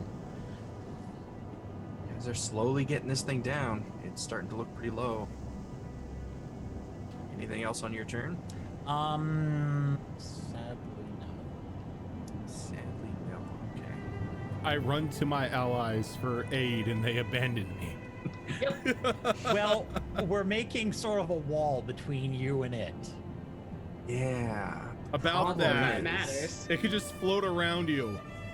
You know what? Hands. Somebody needs That's to what the grapple shove this. was for. And you know, this thing is absolutely intelligent enough to realize that, hey, my target is over there all by themselves. Somebody grapple it quick. I was thinking of doing that, but then I changed my mind. Screw it, reckless. Just enough movement is true. You did use reckless, so it would have advantage against you on its attacks. I'm tempting. You are tempting. It's me. I'm gonna have to make a roll for this. Okay, it's gonna stay put. It's gonna stay put, and it's gonna attack Yeah. Xena with all its fury. Give me. Tank is tanking. Does a 25 hit? Oh yeah, a little bit. And that hits even me. Oof, minimum damage, gross. 5 slashing damage, Gross. Okay. and I need you to make a con save. 2. Con save. All right. Oh, that's good. 19. Yeah, you're good. Second attack is good thing that advantage is there, otherwise that would have been a 1. 21 to hit. Yep. Is 7 slashing damage and another con save. Okay, 7 is reduced to 3. con save. 16. 16, you're good. Third attack Whew. is a dirty 20 to hit. Yeah. That's more like it. And it's going to be 12 slashing damage. Something you never want to hear your DM say. Yeah. I've been rolling like between 1 and 3 on everything's attacks. And on this last attack, I'm going to go ahead and use my shield to do protection. Because I have to, it's when a creature you can see attacks a target other than you that's within 5 feet of me. And she's within 5 feet. Okay. Now was that on the... That's that's just a class. It's just the fighter class. Okay. So, are you doing that for the attack that it just did, or for No, its for the next fourth, attack? for its next For the attack. 4th attack, okay. So I think that was the stinger. Yeah, that is Yeah. the stinger. That's the one I want to do it on. That is going to be just a regular attack then. Mm-hmm. It's a nat 20 though. Damn it! I'm sorry, I tried. Thank you. It was Okay, almost not it's- my was- I was It's saving not it for the huge stinger. damage. It's going to be 8, 12, 19 piercing damage. Okay. Reduced to 9. 9. And another con save. Ooh. Ooh. Oh. 3. 3, okay. You are going to take 6 poison damage. All right. I take that. And Am I you poisoned? made all the other saves, so this one doesn't have an additional effect. Okay. The way this thing works is it tries to poison you with its claws, then hit you with the stinger to do additional effects on top of that poison. But you're good. You have to be a poison for it to do the thing. Mm-hmm. Mm-hmm. And let's see. That was painful, guys. I won't lie. Looking Yeah, a little, but of little all rough. the people, you're the one that can actually take that kind of damage. Yeah. It is going to move down Well, it's here. lower than my half now, though. It's not looking good for this thing. Isa, you're up. Kick its butt. God. There's what I want to do, but there's what she would do. So she's going to look over at names. Xena? Yeah. Xena's looking a little hurt, right? Oh, I'm fine. It's okay. I got 20. No. She's going to use the light red healing salve on her. Okay. 3d6 plus 3. Xena's like, I'm fine. She's like, I don't care. She just throws it at you. So you Like can't. blood all over the side of her face. That one's not quite as good as my last roll, but it's still pretty good. So Adding that's her. 16 points of healing. This is fine. Thank you. Then I'm going to. It's 30 feet away, so I'm going to go ahead and move up to it. Okay. Can't do anything else, but that's what I'll do. I mean, healing your teammate is always a good use of a turn. I don't want it to get away, so I'm moving towards it. Fair. Zara, you're up. I'm gonna cast Call Lightning right in front of it. Okay. So In right this there. space here. Yep. Okay. That was a Dex. Dex. Ooh, that might not make it. Oh, it might make it. That's a 19. Yeah, that makes it. So he's gonna take half. Okay. Why do you gotta take half? This is actually good damage. So a total of 28, so 14 damage. Ooh, that is very good damage. Ooh, this thing's looking real bad now. Then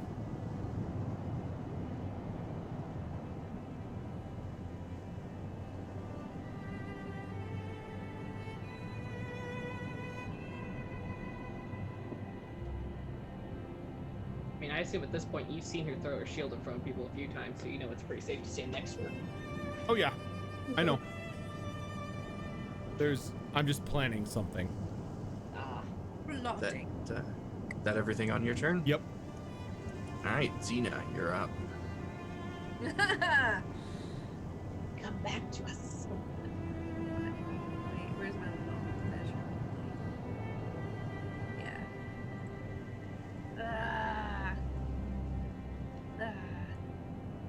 oh. And I'm going to attack with my hand axe reckless. All right.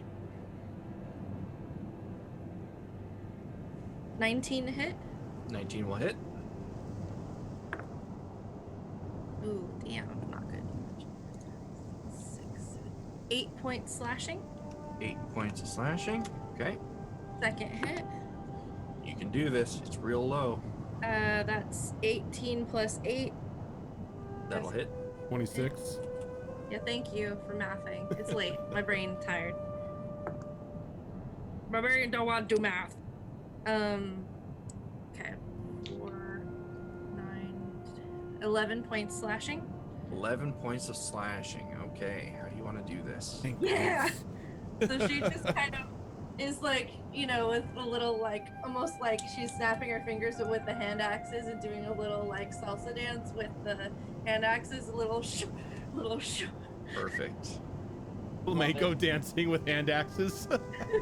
Yes. Yeah, and you salsa dance this thing to death. When you're done dancing around it with your axes, it's got all sorts of cuts and incisions all over its body, and it just falls to the ground with a wet splat noise, and it is dead. Squishy. Well, everyone all right? I'm fine.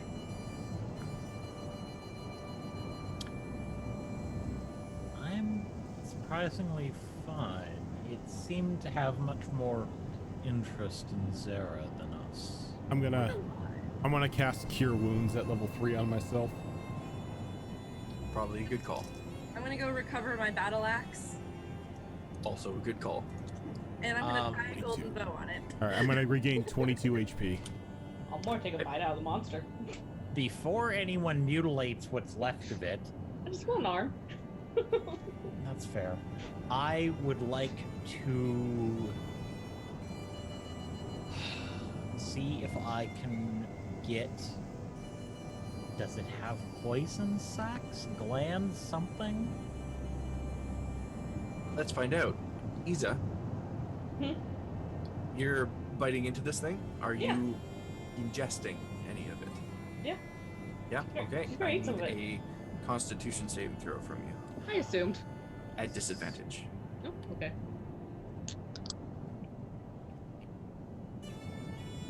That's a crappy disadvantage. That'd be 8. 8. Okay. You rip an arm off of this thing, one of its 3 arms, and start munching on it. And the moment you swallow down some of its flesh, you feel every muscle in your chest and stomach contract as it tries to throw whatever it was you just ate out of your body. And you're going to take, that is high damage. You're going to take 20 poison damage. Okay. Well, seeing that he just tried to hack up an entire creature, I'd like to start trying to extract poison sacs or glands from this thing. Give me a nature or survival roll. I can do survival. 21. 21. Okay. Looking at the body and looking at Iza's reaction to ingesting it, you can kind of figure that the mucus that coats its whole body is probably what caused Iza's reaction. And you could scrape some of that off and try and find a use for it in the future if you want. I was going to take a sample back to the Matriarch. There you go. Zael loves things that do poison. Yeah, she does. She also likes to eat them, though, so... Yeah, that's why I'm not taking her back a limb. I'm taking her back a sampling of the thing. Fair. So we're going to try to scrape as much of that into a vial as possible. Okay, give me a d4. 3. 3? Okay, you can scrape off like 3 test tube vials of this stuff. I mean, you could get more, but a lot of it is contaminated with sand and dust and brush at this point. But you That's get fair. 3 nice, clean vials of it. Okay. Those are going back in my kit for later use. Okay. There. Oh, you also notice when you're doing this that the glow that it had and the kind of blurriness of its silhouette are gone. Okay. Is there anything else that anyone wants to do with this creature before setting off again into the desert?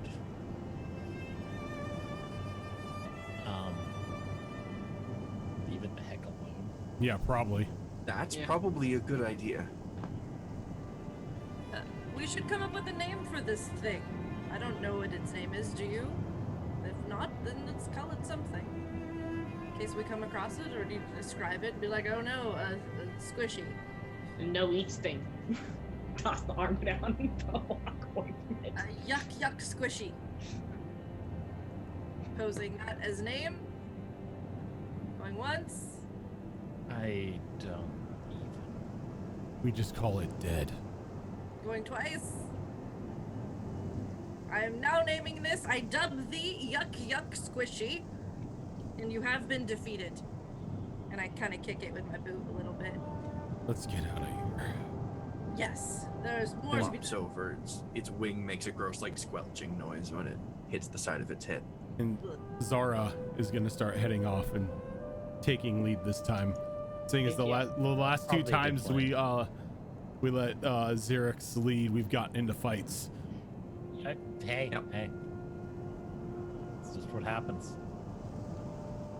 I mean, you're all alive. That's what counts.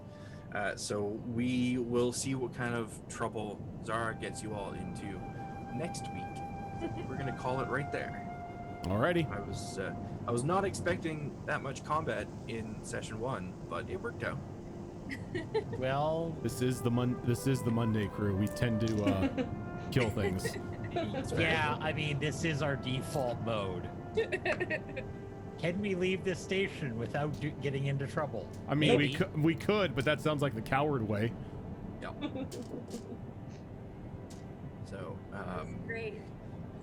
because you're unlikely to ever run into another one of those creatures again, at one point in the Tuesday game, very early on, there was a certain ship that crashed in the desert. This would have been a creature that was aboard that ship. Do not like.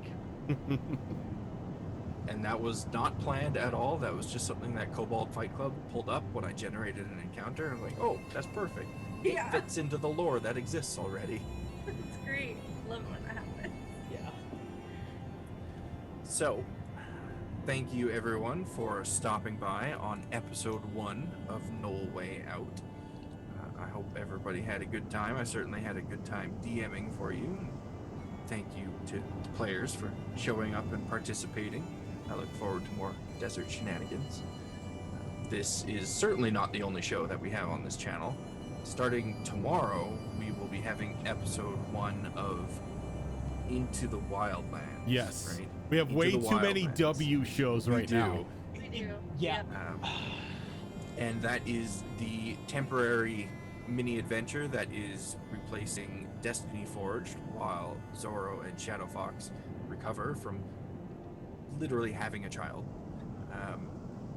We have on alternating Saturdays more W shows.